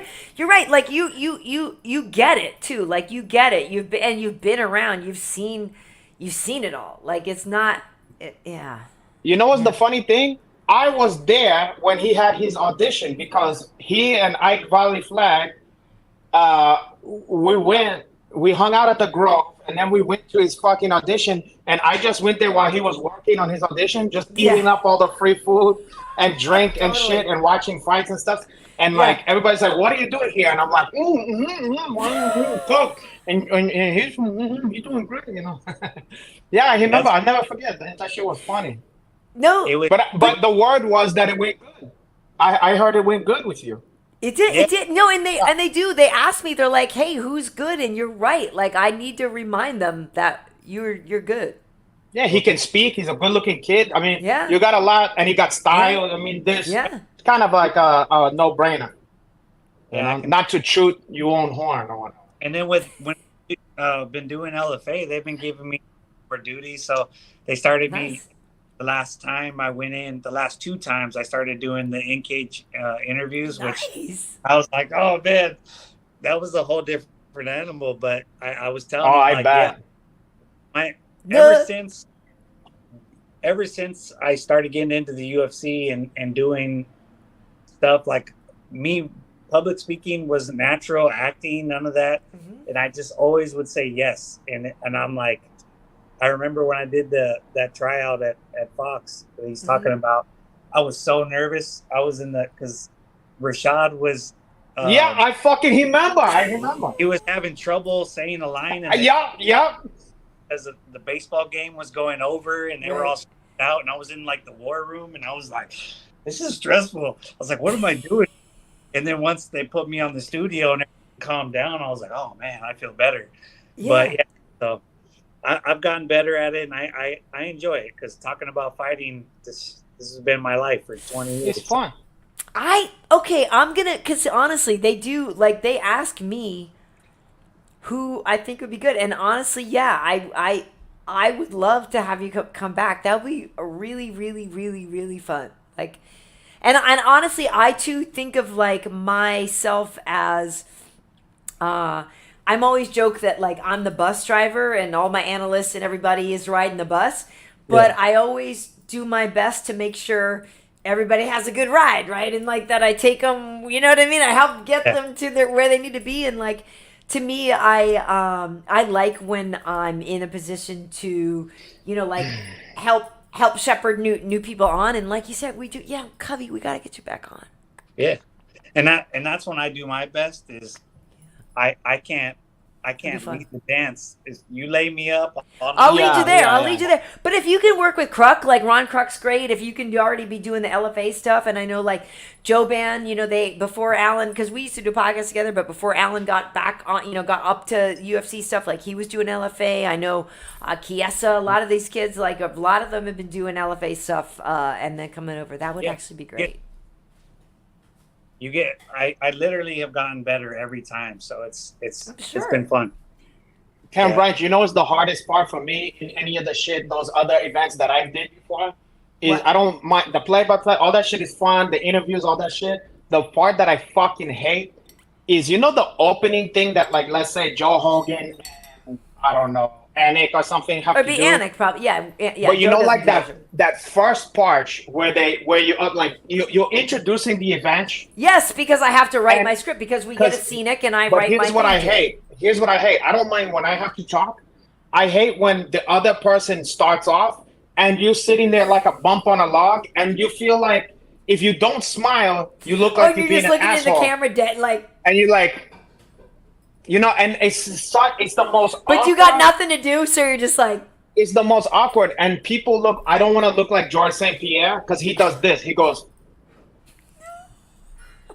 Do you know what I mean? Like it looked awkward, and then some people. I think the best way is to pretend you give a fuck about what the other person is saying, and you go like this, like. Well, at least for us, we're not cage side. Like if Cubby, if you're on with me, but you know what I'm talking about. Yeah, I totally know. But we would be at the desk, and it comes to me at the desk, and I'd be like, "Hey, everybody, welcome inside the Apex." That's much better. You're kicking it with so and so, and I'd be like, "I'm kicking it with Sugar Rashad. I'm kicking it with two Hall of Famers, Sugar Rashad Evans and Cubby Swanson."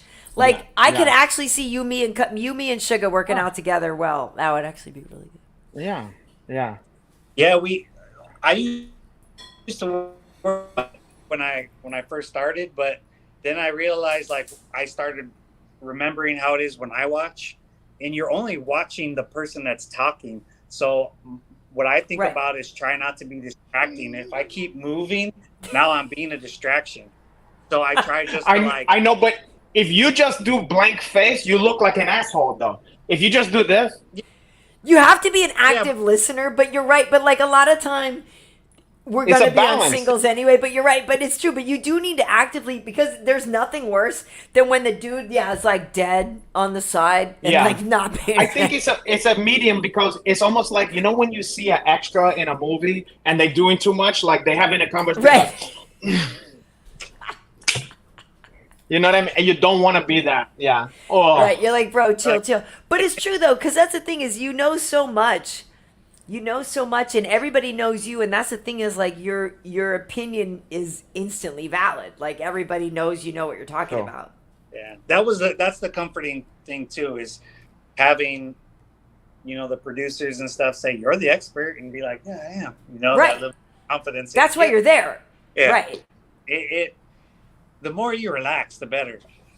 You're right. Well, that's the thing is, like, I try to tell people when you're there at the desk with me, pretend you're just sitting there with your homies, shooting the crap on your couch and just talking fights. And it just so happens that there's a camera here too. But like, talk to me the same way, in that intensity and that visceral and that first person narrative. Like, talk to me like we're just kicking it, you know?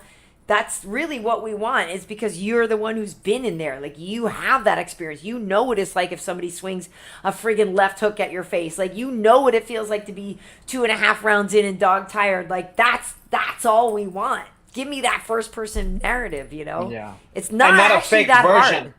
And not a fake version of yourself. Like, sometimes people put on an announcer voice. Right. And that's when it come off weird. Like, you sound like a weatherman or something, or like a fucking... You know what I mean? How news people have like a news voice, and you're like, Right. who talks like that? Yeah. That's what's a turn off too, you know? Yeah. See, and I was wondering if I needed that because I'll just talk. Don't make an announcer voice, please. Okay. Now, you just talk like yourself. Think about the ones you like. Like, I don't know, anybody who you watch now who you like, they sound like themselves. You know, they don't sound like, well, let me tell you something, Mean Gene. Right. Well, I mean, not for nothing, but honestly, I hope, and my plan is that the person that you're seeing right now on this podcast is the same chick you see on the shows. Like, I didn't have time to invent another personality. This is the same girl. Like, I hope it's the same. I hope it's consistent, you know? Yeah. Just since I met you at that show here in Palm Springs. Yes. And that was way ago. So yeah, you've been the same for sure.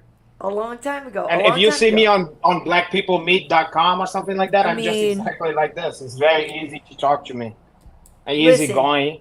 You can come over, listen to HMB. Oh my God, he's not listening to HMB. Wait, say again? I'm trying to look at some of these questions here because I know people do have questions. Like, Johnny Morrow saying that you were screwed over by not getting a title fight. It is crazy. It's insane. Yeah. All of us, like I said, all of us would lose a bet on that. Like, this would be obscure UFC trivia. Like, Right. Wait, and somebody said, ask Cub how it was training with Aljo and what made his brother not go further with MMA. Whose brother, Aljo's or mine? Oh, I didn't. Yeah, okay, yeah. Let's hear about them. Well, training with Aljo was great.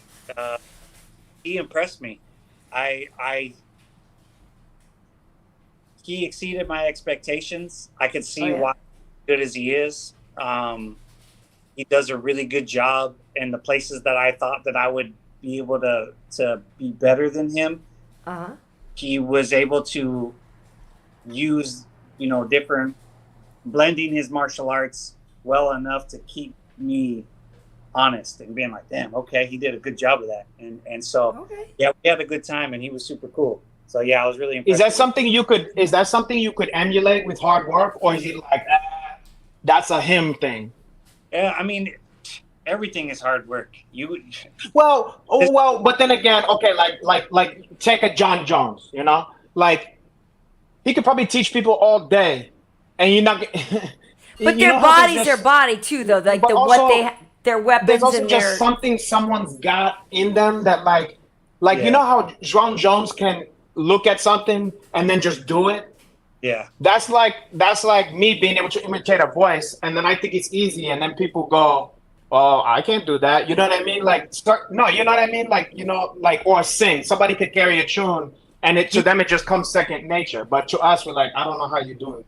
It's like a wrestler. Like a lot of the wrestlers that I know that are doing well in this sport, they just have that grinder mentality, and they work it to death. And you're like, man, this guy works hard. And then they're do the research, they're watching film, they're breaking things down, they're doing all the extra. That's the kind of stuff that you have to have. You can't just be a hard worker. You got to be a hard worker. You got to be intelligent. You got to be able to break things down. So the guys at the highest level nowadays are really good at all those things, and you got to be, because there's freaks of nature, but there's less of them. It's really mostly people that have worked their asses off. Dedicated. Yeah. And I think also too, with part of it is just that Aljo, because maybe some of his opponents had a bigger microphone, right? Like that, so people believe some of the quote unquote shortcomings of Aljo.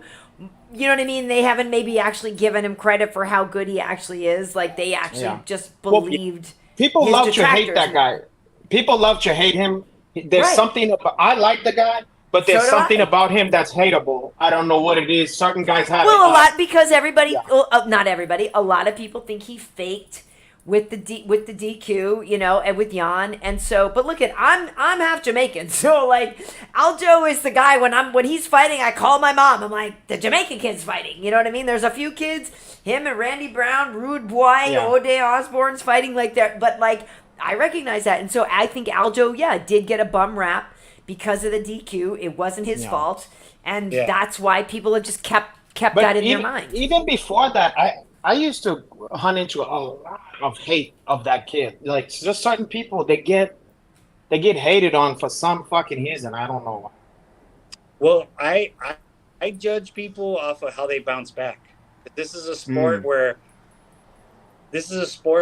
when things are going well for you, it's a lot easier. When things aren't going well for you, you really see what they're made of. And to me, that's like probably the biggest criticism I have with Khabib.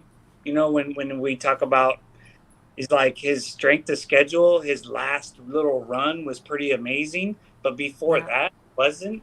And then he didn't. That's a guy that should have tested himself at a higher weight class to be able to consider the GOAT, you know?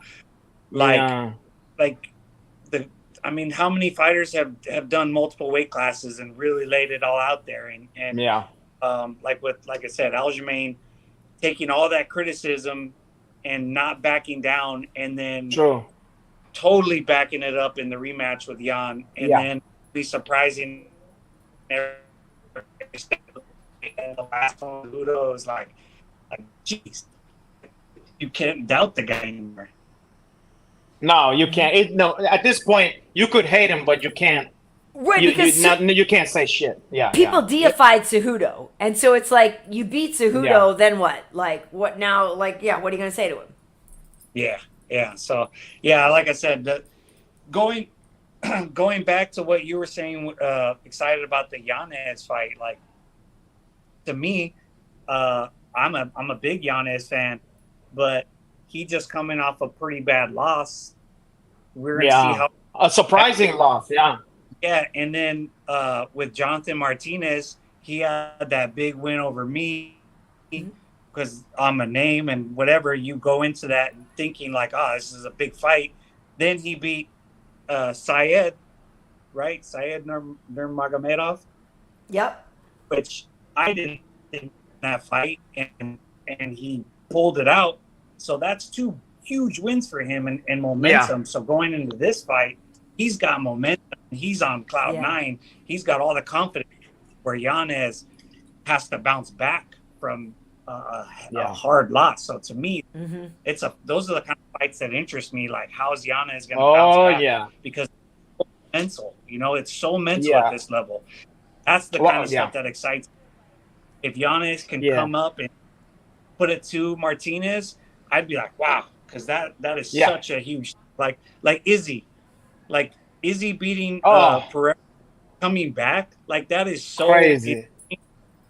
That like to know that he's amazing knocked out. Yeah. You know what I mean? And with everyone watching and all that pressure, like man, you got ice in your veins, bro. Like totally. Yeah, and he called it too. He was like, I'm not just gonna win, I'm gonna knock him out.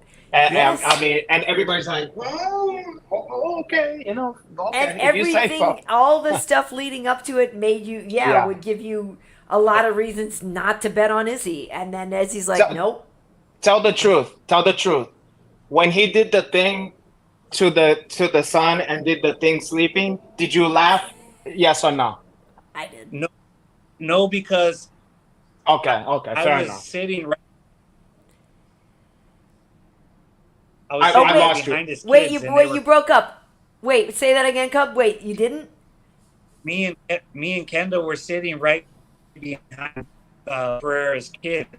Oh no! Crying, Okay, so that's bawling. different. That's different. That's different. That's different. Okay.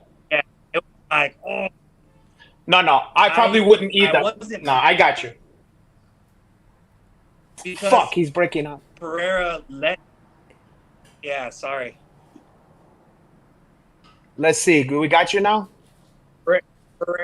Pereira let his son do that and make fun of him, make fun of Izzy. So the fact that Izzy did it back, I kind of was like, I felt bad. It's fair. But I'm like, Yeah, turnabout's fair play. Exactly. It's fair. No, I agree. Yeah, I feel the same fucking way. Like It's part of me is like, hey, yeah, don't bring your kids into it and whatever. And like, I get that, it's supposed to only be between the two competitors, but at the same time, yeah, like the precedent had already been set. And so I wasn't mad at Izzy for that. Like I wasn't, sorry. yeah, and I'm a fan of Pereira. I'm a fan of both. But as a father, I would have said something to my kid like, hey, Yeah, like I agree. If I give one of my kids something and they run and show the other one, and like I'm like, hey, that's not okay. Right. Yeah, it's bad taste. Yeah. It is. But then again, we got to remember we work in the fight game. No, but it's true though. That's a hell of a thing to let your kid go in there and a grown man is knocked the fuck out and let him to involve himself in that situation and make fun. That is like some heavy shit. So it's like you don't go to a Comedy Central host and start hosting people, and then be like, wait, this motherfucker's talking about my kids. You know what I mean? Exactly. It's if you're gonna let him into the Viper tank or whatever. If you're gonna be in that world, then you're in that world. Yep. Yeah. Well, listen, Cubby, I'm excited that I'm working your fight next week. What? Say again. Sorry, you were saying something. You said this. But it's also martial arts, and there's a lot of respect in martial arts. There should be. Yeah. There should be, but there's also pettiness in martial arts. Totally. Yeah. Well, listen. At the core value, it should be respect and a handshake, and you learn how to take your loss and keep your head up and move on. That's I agree. That's moral to every fight.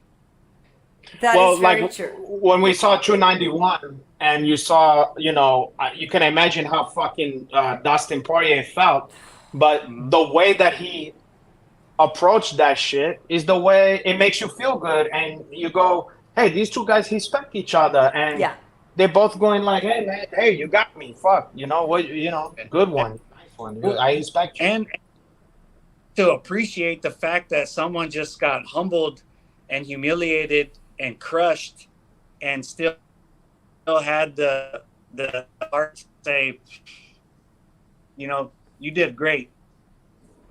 Yeah, that's commendable. Yeah, Dustin's a class act. Yeah, and on the flip side, so is Gaethje. The way he handled it was very classy as well. In fact, you know what Gaethje said to him? He said, "You're my favorite fighter." Oh. That's what he said to him afterwards. He said, "Listen, man, you're my favorite fighter." Yeah, he said that to Dustin. Eesh. I mean, that's. I don't know if I want to hear that after you just beat my ass. I think that's a great thing to say. I mean, fuck. I'd rather that than someone go, "Hey, you're a fucking bum." Why? Imagine me saying that. Imagine me saying that to Vinny Magan. Hey, listen, Cub. Before we let you get out of here, how do you want to win the fight against Hakeem? I mean, a finish, knockout, or submission would make my night a lot easier. But I mean, if it's a war, it's a war. You need to do him like Hakeem. You need to do the reverse, what Hakeem did to Samuel L. Jackson in the McDowell's. Remember?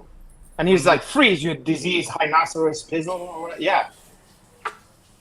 You need to check him out like that. Don't leave it to the judges. We'll see. Well, I'm excited that I'm working that one, and I will tell my producers that after your fight, we need to get you back in for some reps at the desk. Because I'm trying to think honestly, Cubby, maybe I don't know who I'm working with, like on that September 15th card, that Mexican Independence Day card, with Grasso, the Grasso Shevchenko rematch. I think that card's going to be loaded with a lot of other Mexican fighters, and maybe that's actually a good one that they could put you in as an additional analyst. You know what I noticed though? You producers, it's frowned upon people who don't follow your Uncle Hanash. Like if they see that they don't follow me on Instagram, they go like this. How the F should we? What kind of taste? No, but honestly, I'm gonna pitch that because I would love to have you back in the desk with me. I would love that. Like you said, it would be a hard time for you because you'd have to get babysitters because Kenda's always at the Apex and stuff with me. And although that show's at the T-Mobile, but babysitter wise, it would be problematic for you. But I would love to have you at the desk with me. How you guys don't have a baby fucking home or something there, like? At the Apex, there's a Kenda and Cub baby room. Put like a fucking cage. There's a playroom for you guys. Yeah. Put them in an extra cage. Yeah. It should be. And give them some pool noodles or something like that. Let them fuck around with that stuff. Not a terrible idea. Mm-hmm. That's what I would do. Well, listen, Cub, I'm so glad you were able to come back. And for folks who don't know it, I shared it at the beginning of the show. They can scroll back through the comments. But you were an early adopter of our show. You are on episode 18. This is episode 92. So we love that, like, you're already an OG of the fight game, but that you're like a Fistivities OG too means a lot. Don't you think, Hanato? Yeah, I do, but he's frozen, so you can't tell. Here. For a second, he was like this. He's good. Like he was like, it don't. Now he's like, it looked like he's popping and locking on there. He's good. He's good. But listen, I will see you next week. But thank you so much for joining us. Yeah, guys, he's the co-main event. Right before he's thrown down, and then right after that, it's Vicente Luque versus Rafael dos Anjos. So, hell of a fight night. Yeah. I'm really looking forward to it. That's a sleeper card. That's like a sleeper card, like. Bro, like, it's so good. Like it might be. Those are the kind that turn out better than a pay-per-view, Totally. I know. Yeah. It's going to be so good. Well, thank you for joining us, and give our best to your beautiful wife, Kenda, and your sweet kids. Thank you. And yeah, we'll see you next week. Hanach, anything else you need to say? No, just say, we always rooting for you. And you always, no matter what, you're always exciting. And we always going to be fans of you no matter what, For sure. For sure. Yeah. All right. Thank you, Cub. Right. We'll see you next week. Bye, my Bye. Brother. Ciao. I mean, I just love that dude. Yeah, that was nice. He looks relaxed. He looks like he's in a good place, too. You know what I mean? He actually would be, like, great to have at the desk with me. Meanwhile, all the other fighters that I know that like do this shit, they're gonna be like, "Shut the fuck up! What are you talking about?" I know, but I'm literally because I'm trying to think of his energy of like, honestly, if it was me, Sugar, and Cubby, to have two Hall of Famers would be pretty amazing. But their energy might be similar in that they're both like so like, they're the sort of sage, like it's almost like you need like a younger energy, like a Chiesa and a Cub, or like you know what I mean? Like sometimes we have like a, I don't know, but man, I got. And sometimes you don't know till you see it in action. Like shit that sounds good on paper isn't as good. You know what I mean? You got to see how it. Right, but me, Alan, and Cub. Like, listen, Cub gets along with everybody. Me, Alan, and Cub would have a good time. Chiesa, I'm Cub, sure anybody's gonna enjoy him. Even the biggest asshole could probably find a way to like Cub. That's what I'm saying. Yeah, but like we would all get. Oh, I am gonna bring that. Cub is not hard. Cub is not hard to get along. Like literally, I'm not even kidding. They legitimately do ask me like, hey, who do you think could be good, or who might be whatever? And yeah, I need to revisit that with. And Cub. They're probably sick of hearing you say Hanato Laranja, and they're like, I know, but it costs too much. It's just that everybody know, but that's the whole thing. Everybody's like, yeah, they love Cub. That's the whole thing. Cub's the man. Like, there's nobody that doesn't. Funny? Women love him. A lot of women think he's so cute. Like a lot of women like it. But he's one of those kind of guys that, for some reason, there's certain guys that guys just don't mind.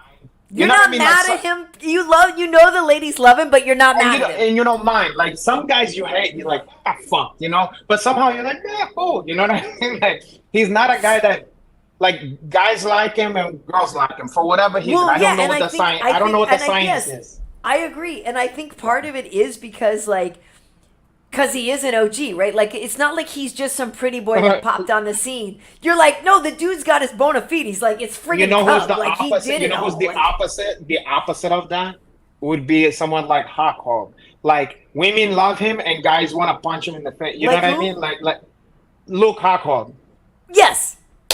He's not that. Like Luke, right? Where you're women want to fuck him, but then guys is like, why that Luke Hawk? You know what I mean? Right, because I feel like dudes would be like, because dudes love Cub too. That's the whole thing. Is like, yeah, dudes have like a bromance with a Cub type of guy because like because of Cub's backstory and because of his fight style and because of things he accomplished, like nobody thinks Cub just walked in and got in on his looks. Like you're like, oh no, the dude actually earned everything he has. But it's funny because I know so many people who have a problem with Luke Hawk. Even people who know him too or work with him, whatever. So many people hate that guy. Yeah. Oh, for sure. And it's so funny because every exchange I ever had with him, he's been nothing but cool to me and always playing into the stuff. And I don't know, I never got to see the part of him that everyone hates.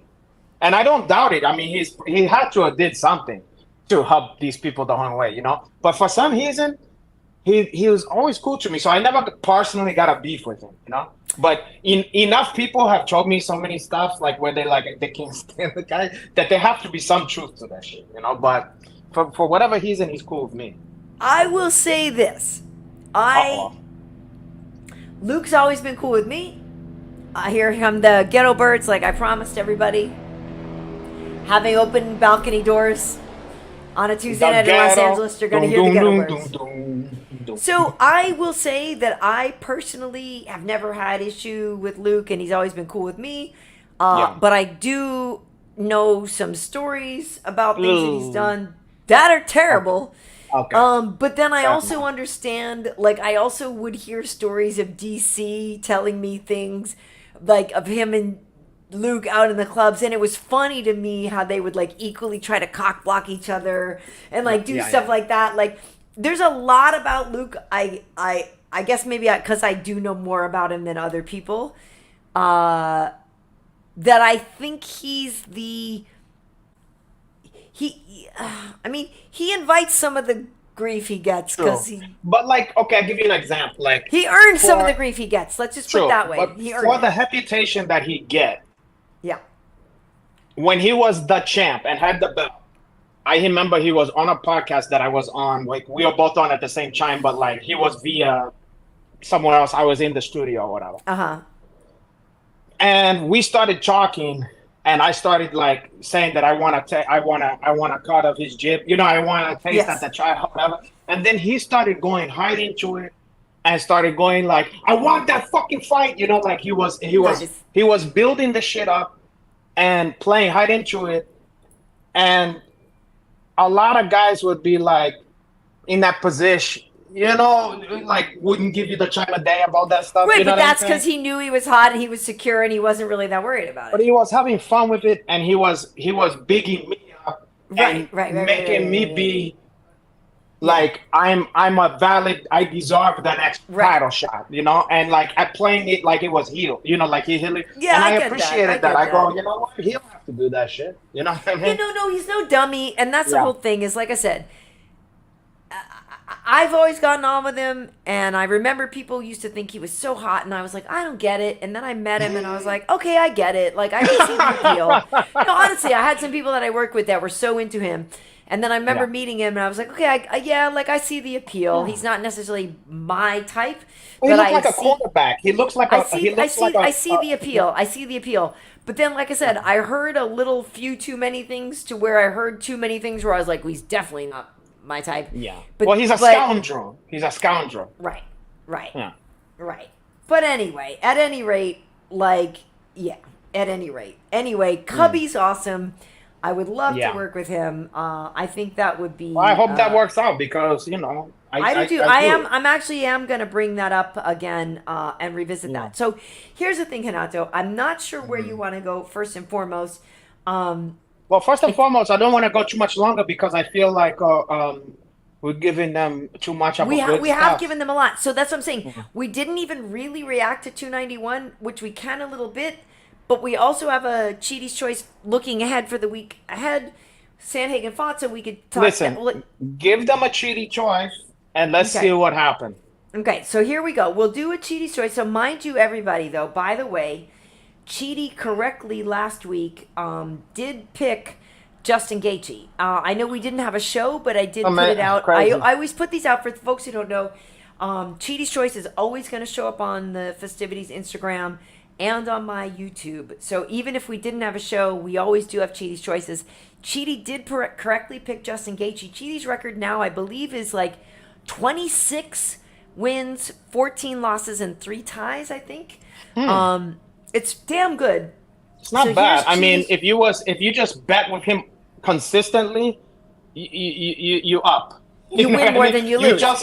You just can't bet the farm on one of his bet on one of his predictions. Right. You have to stay with him, and you gotta take some ups and downs, almost like you the gotta stock ride or market. die. Don't Almost pull like it. the- Don't Yeah, the market. pull a what is it? Masvidal bet on DP. So Masvidal said he was out 100 grand for betting on DP against Gaethje. But anyway, here's what Chidi believes is Never going to bet happen with this your coming heart. weekend. I know that. I learned that a long time ago. Never bet with your heart. Don't bet with your Cannot heart. do that. Exactly. Don't bet with your heart.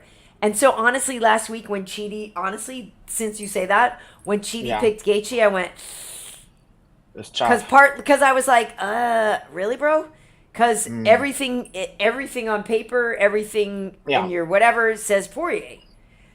But Chidi picked Gaethje, and I was like, okay. I mean, for sure he has a chance. Like, I'm not dogging Listen, Gaethje. I like Gaethje. To Gaethje's credit, he adjusted. He didn't just come out. If Gaethje was the same Gaethje from before, he loses. But there's nothing that says people can't evolve. Well, right, and honestly, when I was and here, well, wait, okay, since we're talking about it, He looked good. We're just gonna talk about this for a second since we're talking about it, and then we'll get into the other thing. But here's the thing: with this fight, like I literally did think as the first round started to play out, I went, okay, here's the thing: I actually thought it was gonna be Poirier by head kick or Gaethje by left hook because something that Justin kept doing. He was doing some things, and I was like, oh, Dustin can catch him with a head kick. Yeah. And then when Justin turned it around and head kicked Poirier, I was all out of sorts. Yeah, it was because he kept dipping. Like I also thought he couldn't meet him. But I'll tell you one thing though. From jump, even from when he was walking out, I was hoping I was just making it up in my head, but I was like, something's off. With DP? Yeah, not like he was sick or something like that, but like something in his mojo or something. Like there was just something.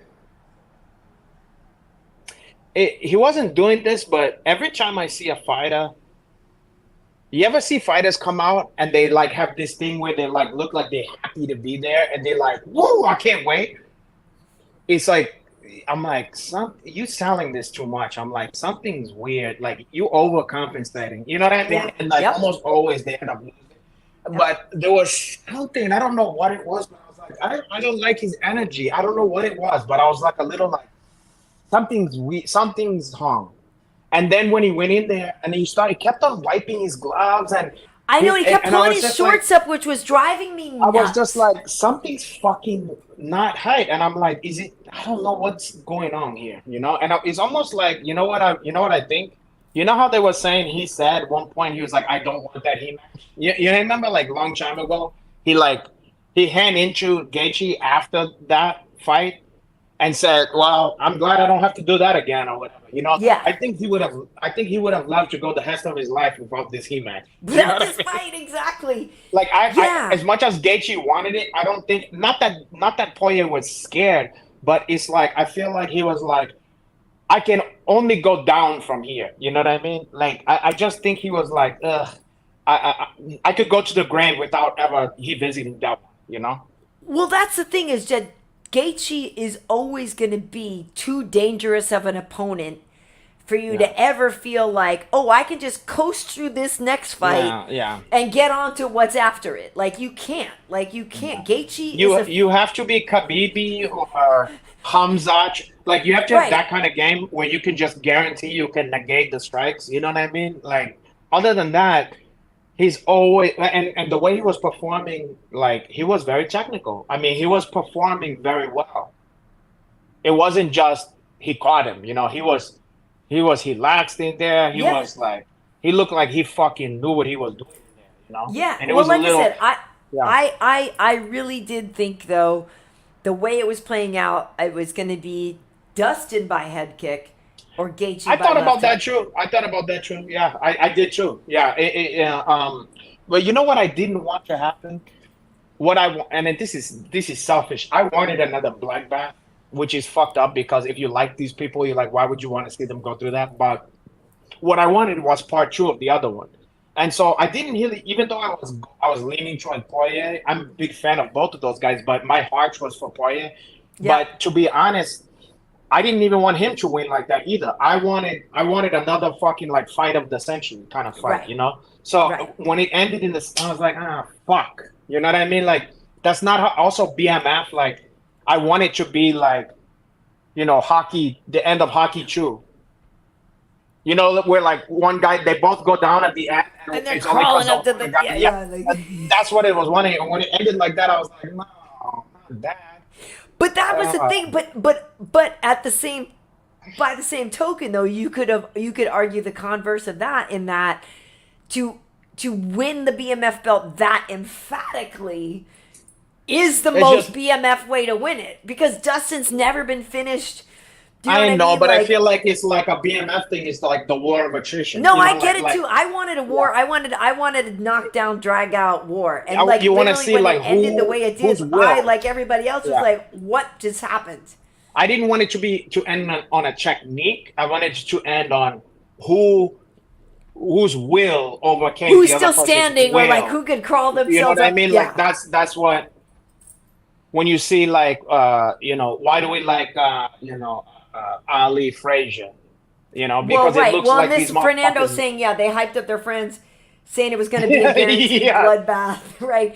This guy Fernando, Van saying they wanted it to be a war, but they're just too good now. You know, like that is part of it. Is that they're actually both too good for it to be a sloppy war. Also, anything can happen. You know what I mean? Like, it could have been a war. It could have been Dustin doing that to him. Like, on any given day, you hold the dice. And, it's true. It's just... And you know what? That's what I love. That's what I really respect Gaethje for saying. He goes, look, there's a lot of luck in this game, you know? And he's like, yeah. And if that was lucky, I'll take it. You know what I mean? Fuck it. Yeah. Okay, 100%. So maybe it was luck. But he's like... You gotta be lucky in this game, you know. And he's like, and it was just, hey, I was the lucky guy tonight, and whatever, you know. But I like that he didn't try to Superman himself up and go, I'm the greatest of all time. Yeah, you know, Justin's look at me. a cool dude. He's like, a good listen, dude. man, I won tonight, you know. That's it. Yeah, and he has I think he has a good perspective, and that's the whole thing. Justin's been through a lot. It's like he gets it, he understands, and he understands. Yeah, he understands that, like, because obviously, having already been beaten by Dustin, he knows. True. Like, maybe that day when he lost that fight the first time, he might have felt amazing that day and then lost, right? So maybe he's like, I totally understand. You can think everything's going your way, and then it isn't. Yeah, and shit happens in that sport. Yeah. But I also like his mentality about when he talks about it's like multiple car crashes and stuff.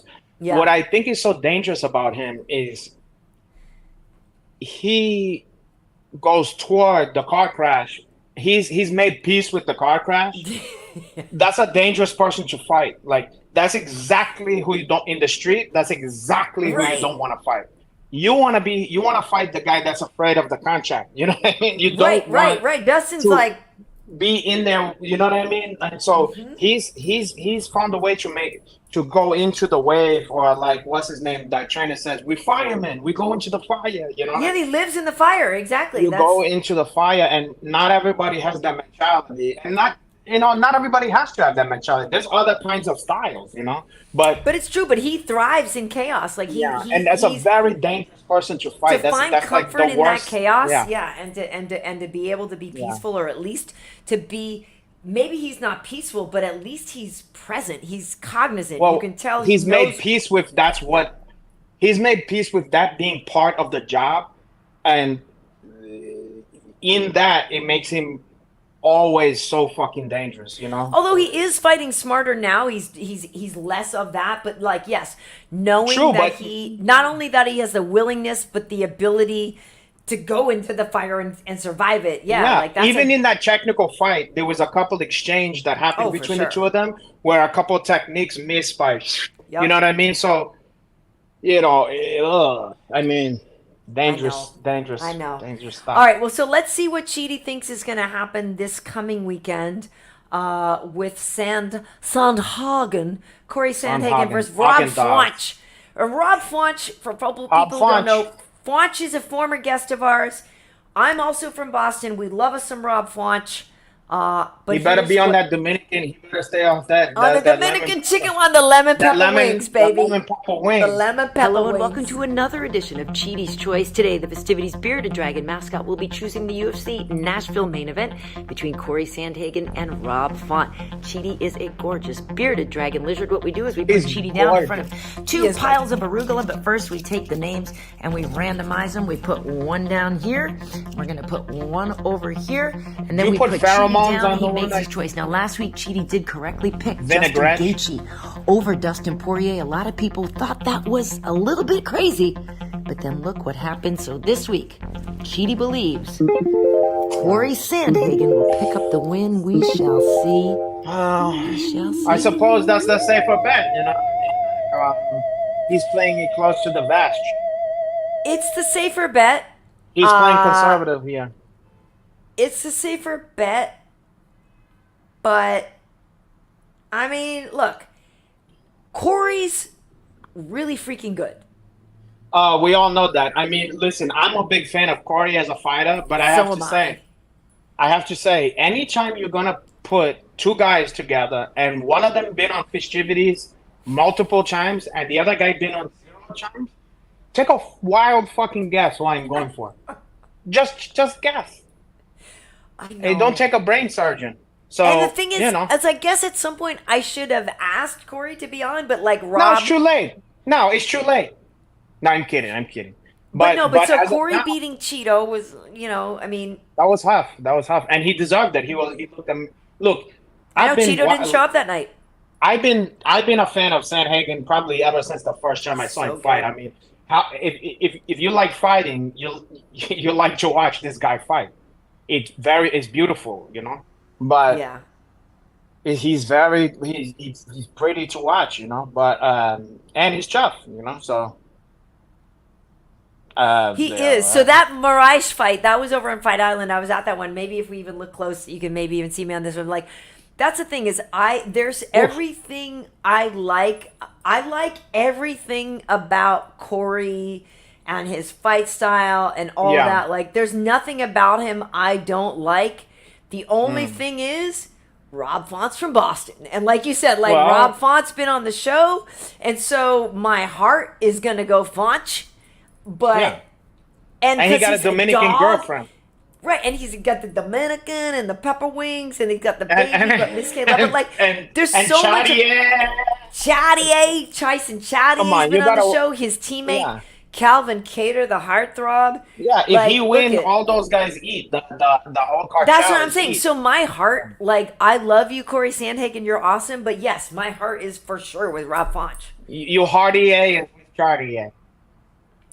I mean, because Rob is that's like I relate listen, to the I'm- kid from Boston who fights hard. He's got a wicked hard time. He's yeah. a scrapper. Listen, I'm all the way Funch, and he had that good hair. Got the Come good- on, he got those little Jerry curl on the top there. I like that. But what a dog! Like, Yeah, he's great. And look, he could shock people. Look, of course he's the underdog. Anybody who knows would say, look, Sandhagen, you know, gun to their head, they're gonna say Sandhagen. well, because Corey has more, have maybe to be more the kicks favorite. and more flair and more. Well, and he's been proven to, like, it's like he might be like he's just won the sharper. bigger fights already, I and he's guess, more right? elusive. Like there's some things about just the eye chest, like where you go, okay, they both great. Gun to my head, or if I had to put money, and I have to put the money, the safer money is going to be Sandhagen. But you could have said the same, even though Yanet isn't at the same level as Sandhagen.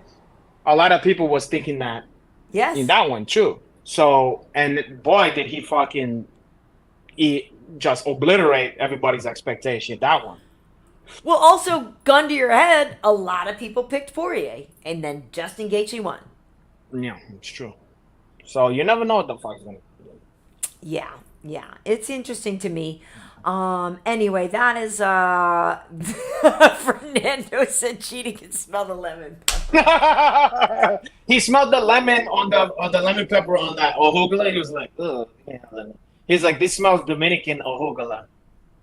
He's like, where the fuck you got this Dominican in Washington Heights? You got it from the Key Food in Washington Heights. Key Foods. Yeah. Key Foods. You got it from Key Food, or Seatown, Washington Heights edition. God. Oh, He was like, God. nah, I'm not going for that.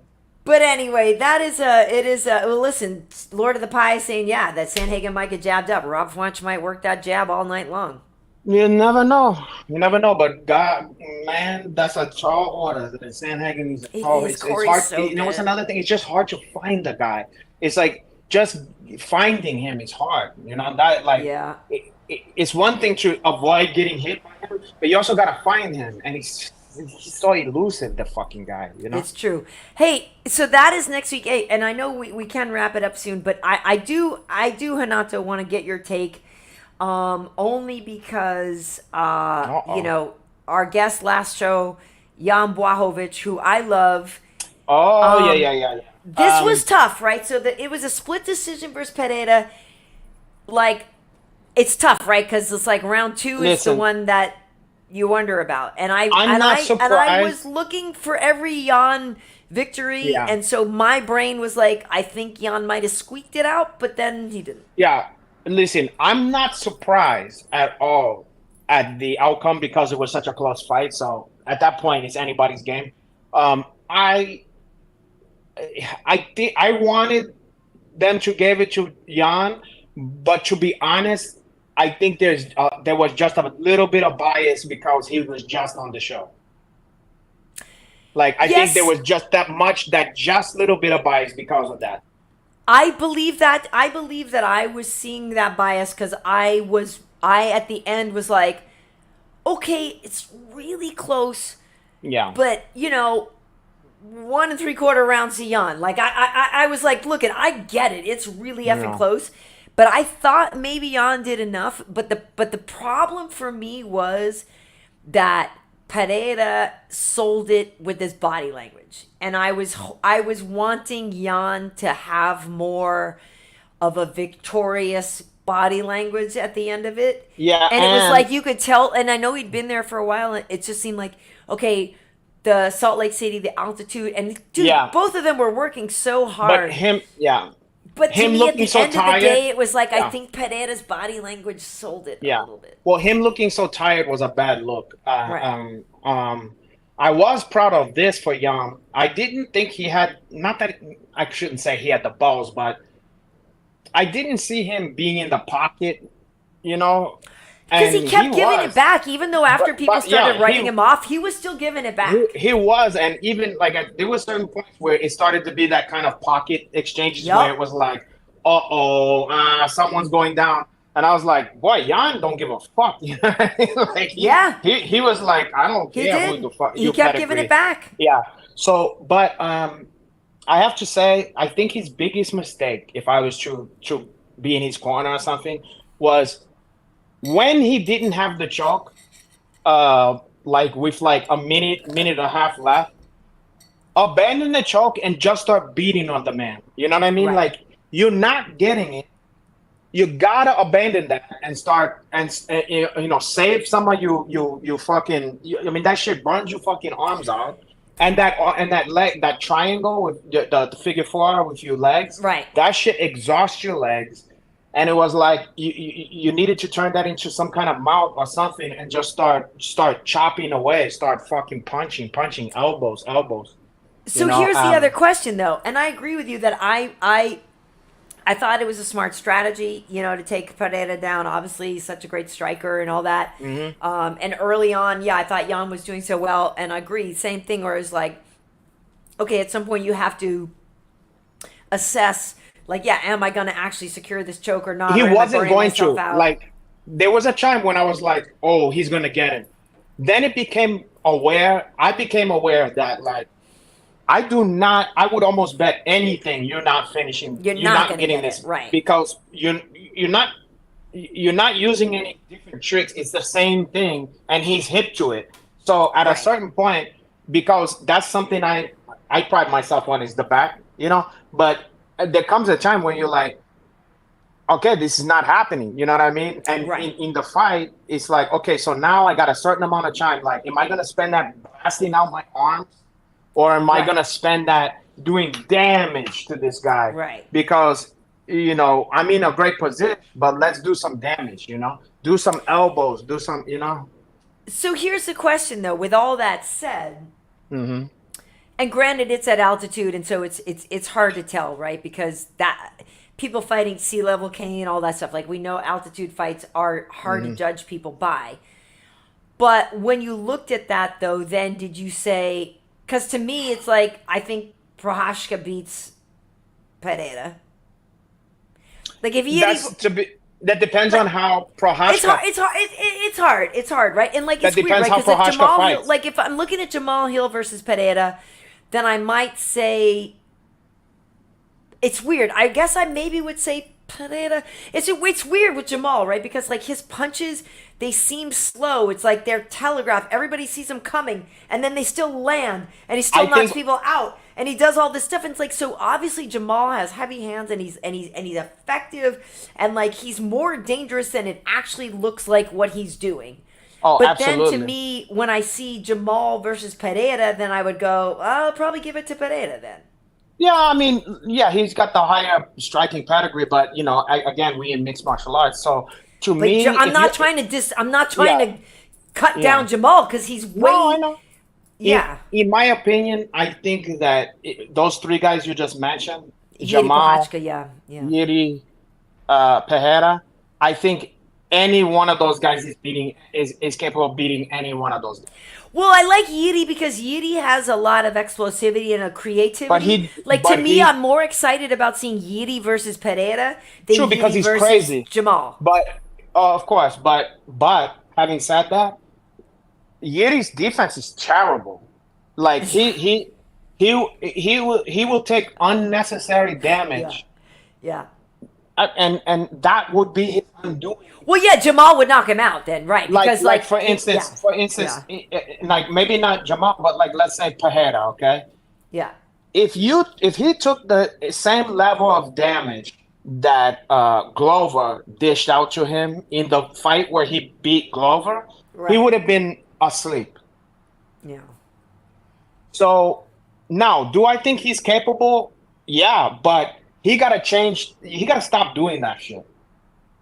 Where he does that crazy stuff and just lets himself get hit. It's like, you gotta stop that. Because his offense is incredible, but his defense leaves something to be desired. Yeah, and it's true, and it's funny because people are talking about a lot of people talking about Pereira like being a top 10 combat sports athlete. Like, no, the dude's a specimen. I'm not trying to discount that at all. Like.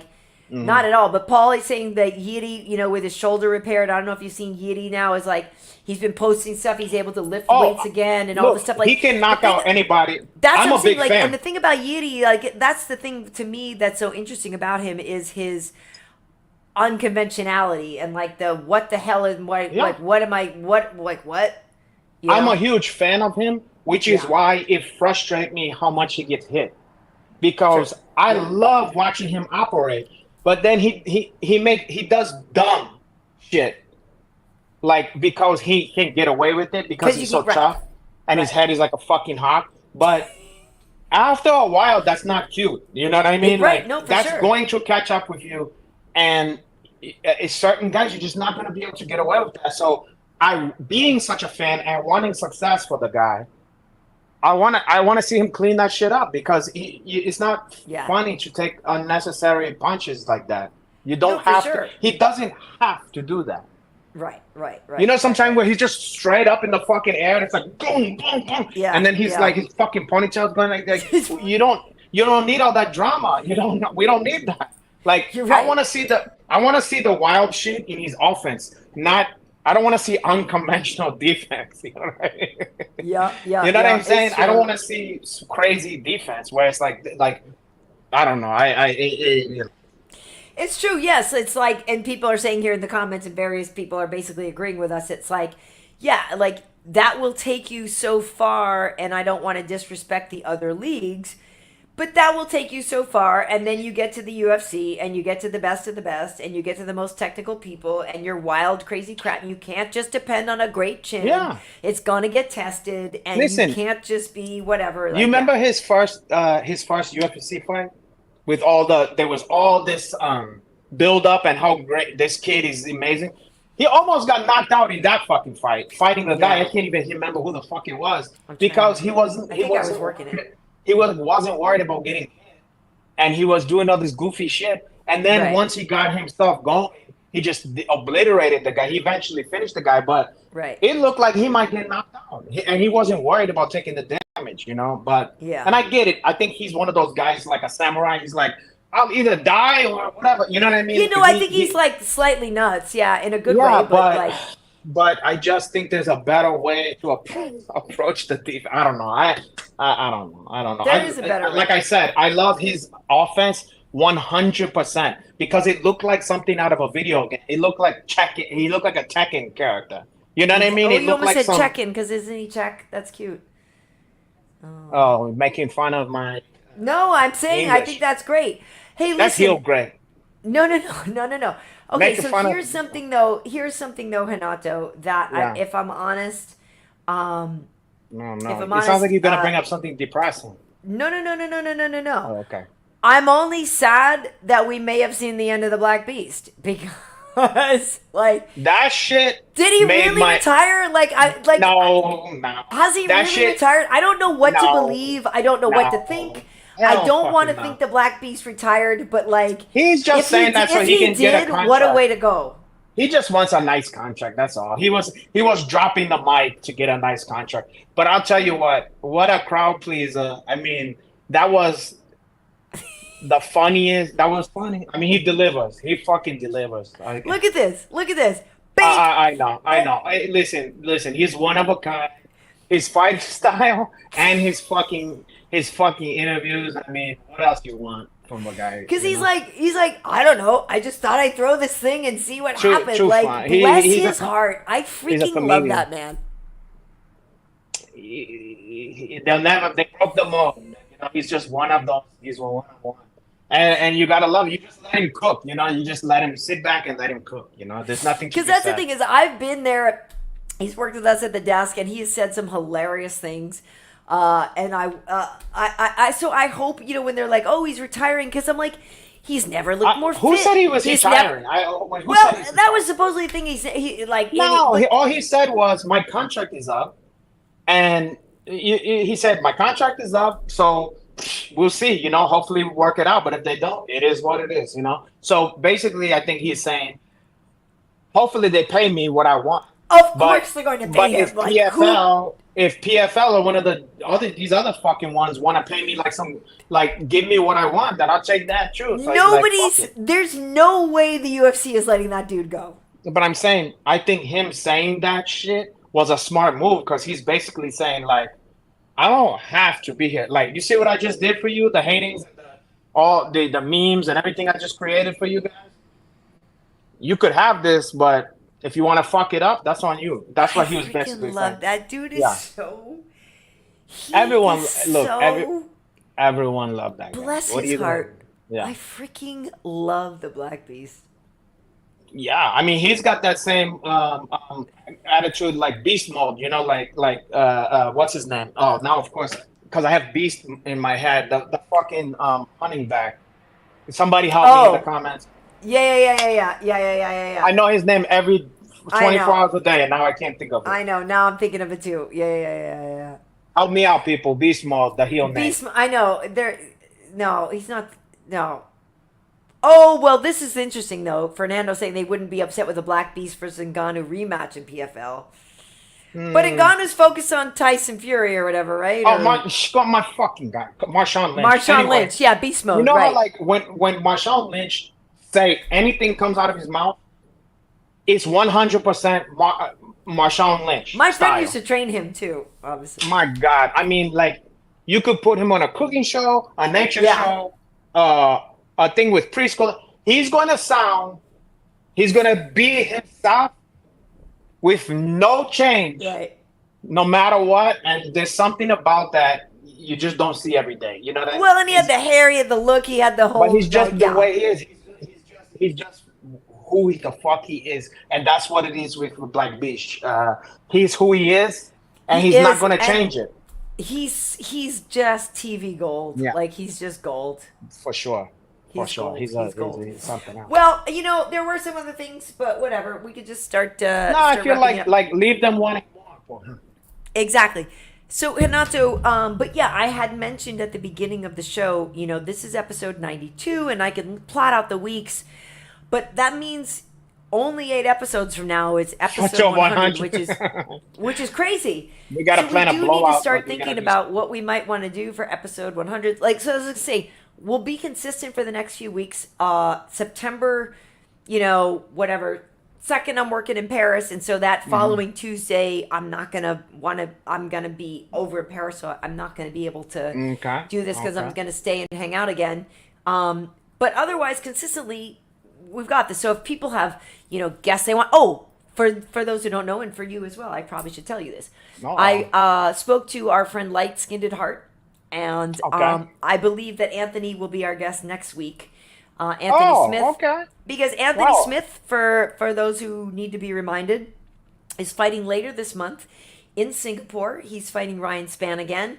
Is on the same card as Maxi Baby, Max Holloway versus the Korean Zombie. That's somebody we should have on too. I mean, come on. I would love to have Max on. Oh my God. We never had him on. But come on, we got to do that. Max is so now cool. That I wasn't even thinking about that, but he's tailor made for this. He would be great. Yeah, I would love to have Max on. You're right. I think what it is, and actually for us, it's easier because he's earlier than us, even because he's in Hawaii. Oh. Because, you know what I mean? I think sometimes when we think about people, it's because it's too late for them. But you're right. Max is actually behind us by a few hours, so it could work for him. Let's do some work on that. I'll try through my connection. I would love that. And so I reached out to Anthony the other day because I was like, hey, bro, we need to have you back on before your fight. And it's been a minute. And so I just tried to get Anthony locked down for next week because it's way in advance of his fight, but that's because I don't know when he's going to Singapore to get on. Sure, then that's gonna be off. Exactly. Yeah. So I believe that we will have Light Skinned Heart next week, but for sure, I would love to have Max. Oh, that'd be so fun. We got to think about for 100. We might want to do like an in-person thing or something where we have like maybe 3 or 4 guests. Like maybe let's try to make a party out of it. Well, that's what I was saying. So initially, I said I want to reach out to Dana, and here's the thing: is unfortunately, I know that we are on at the same time as, whatever. Is that going to still be happening by then? I don't know. That's what I'm saying. I think it'll be done by then. And so because we predated that and we're on and whatever. But that is, and I had mentioned at the beginning of the show that he jumped on with us one time before. And so I'm going to, that is something that when we look out and we plot when it is, I think, yes, I do think that Ultimate Fighter will be done. But then there's also Contender Series. So maybe it would be he jumps on after a Contender show. Maybe. But I think it'd be really fun to have Dana on again, and I think we could probably get that to happen. But yes, for sure, I think that was my idea too, is to have a few different people to come on that night.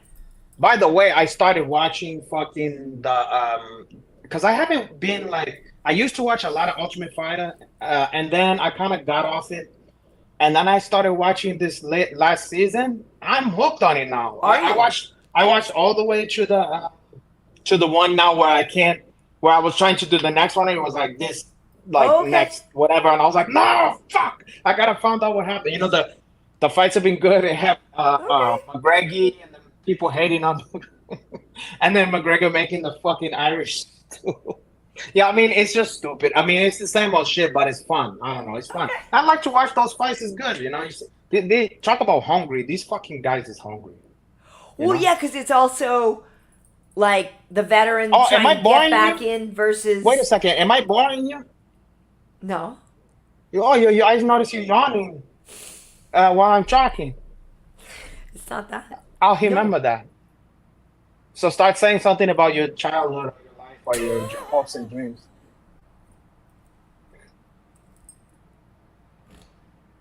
Hey, Hanato, I have a question for you. Yeah. Since we no longer, and I still the graphics because I haven't updated them, but since you gave up the Twitter, are you actually on Threads while you're yawning? Are you actively on Threads, or did you just sign up for it and then no, just like I that started, weekend I weekend stopped everybody signed up and then nobody actually uses it? So you actually use Threads? Here's what I'm doing. First of all, I was never actually on Twitter in that way. Like I always used it as a PH tool. You know, it was never. It was never PR tool, public PR tool. I think that's what I just said. to promote things. Yeah. So so I was never like the way, for some reason, Instagram, the way it is, I just I can get stuck on it, looking at it for I have to say stop looking at Instagram. Because I used to love Twitter back in the day, but Elon ruined it. But Twitter, I never but even I never sat there and just mindlessly scroll Twitter. I used to have a lot of conversations. Twitter was fun for me. So for some reason, I just didn't. I mean, I used to enjoy posting shit and seeing people's reactions. That was the only thing that I had Twitter for. But then when I got into Instagram, Twitter just fell by the wayside for me. I just, for some fucking reason, I don't know why. And then, visual.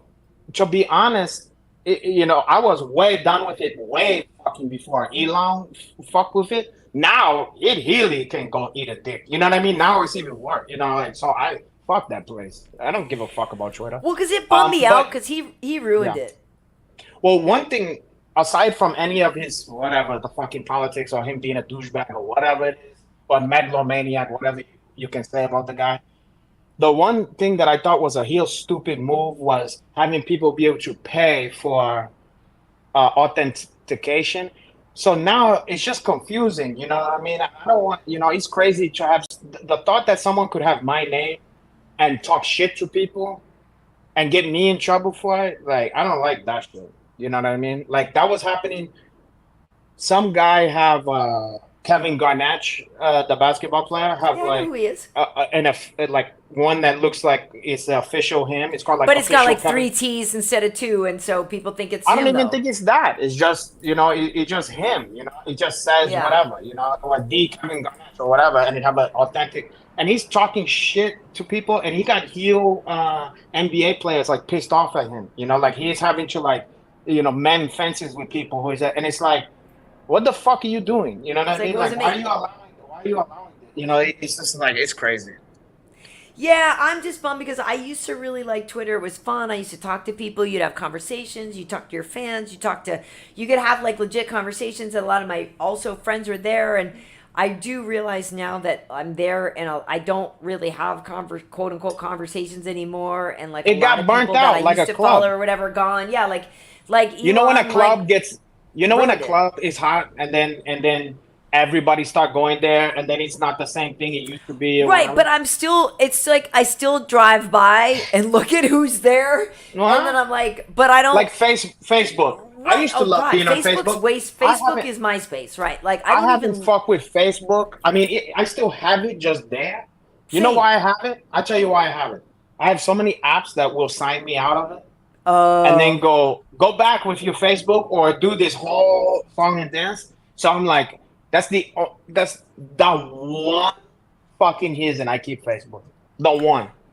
And I don't use it for that, but I have Facebook only because it's just still there. And the only content I post on Facebook has been pushed from other apps. I don't know the last time. I literally the last time I organically went over to Facebook to post something was probably 3 years ago. Yeah, me, it's probably even way longer than that. So anything you see on Instagram for me, I mean, on, just on coming Facebook, from here. has been Yeah. pushed from Instagram. From Instagram, And then, yeah. and then every now and then I forget because I legitimately forget about Facebook, right? And then I go over there and I'm like, oh my God. And then I look and there are certain people that are only actually on Facebook, and I'm like, oh my God, I haven't seen these people in forever. Well, you know who it's the people? It's the old people in my life. They're a little like, older, and I'm it'll like, be oh like, my God. It'll be like a grandmother, my grandma, or like my mom, something. Oh, did you see so and so had a baby? I'm like, how the fuck am I supposed to know Totally, that person had? And they're like, but they just posted it on Facebook. I'm like, oh, well, that's why I don't know. Literally have not been there. And so then sometimes I feel like an a-hole because I'll go over there and I'm like, oh, like people commented on things that I pushed from another app. Happy and I'm birthday like, oh, messages. I should acknowledge this and 10,000. like these. But I have not been here in 7 months. Yeah. Mine, I see my birthday messages and I feel like a dickhead. You know, it's like, hey, been so long. Hey, man, hope you have a happy birthday, brother. And then I'm like, ooh, like, oh, sorry. That's like from 3 years ago. I'm like, hey, dude, sorry. Facebook, I swear to God, I feel like when I go over there, I hear the sound effects from like, doo-doo, doo-doo, the old Western with Clint Eastwood, like, the whistling. It's like, I feel like tumbleweeds and whistling. It's like Magnificent Seven or whatever that is. Like, yeah. I know. Trust me. It's dry over there. It's dry. It's dry. Hey, listen, folks. Oh, okay. Anyway, yes, it's been Elmo saying it's been years. Yeah, people saying the Ender Band, they outgrew it. All this stuff. Yeah. But all right. To answer your question about Threads, I've been posting. I've never used it. The shit promoting our episodes. That's all I do. Do you get a reaction? I mean, to be honest, okay, so I only have on there now like 6,000 or 7,000 followers. So like all the people haven't migrated yet. You know what I mean? Like I thought because I signed up. Like I said, that weekend I signed up, and it's supposed to connect your Insta, so all your Insta followers are supposed to be there. So right? It connects you with all you Insta followers. Like you are now following them, but if they haven't signed up for Threads, they can't follow you.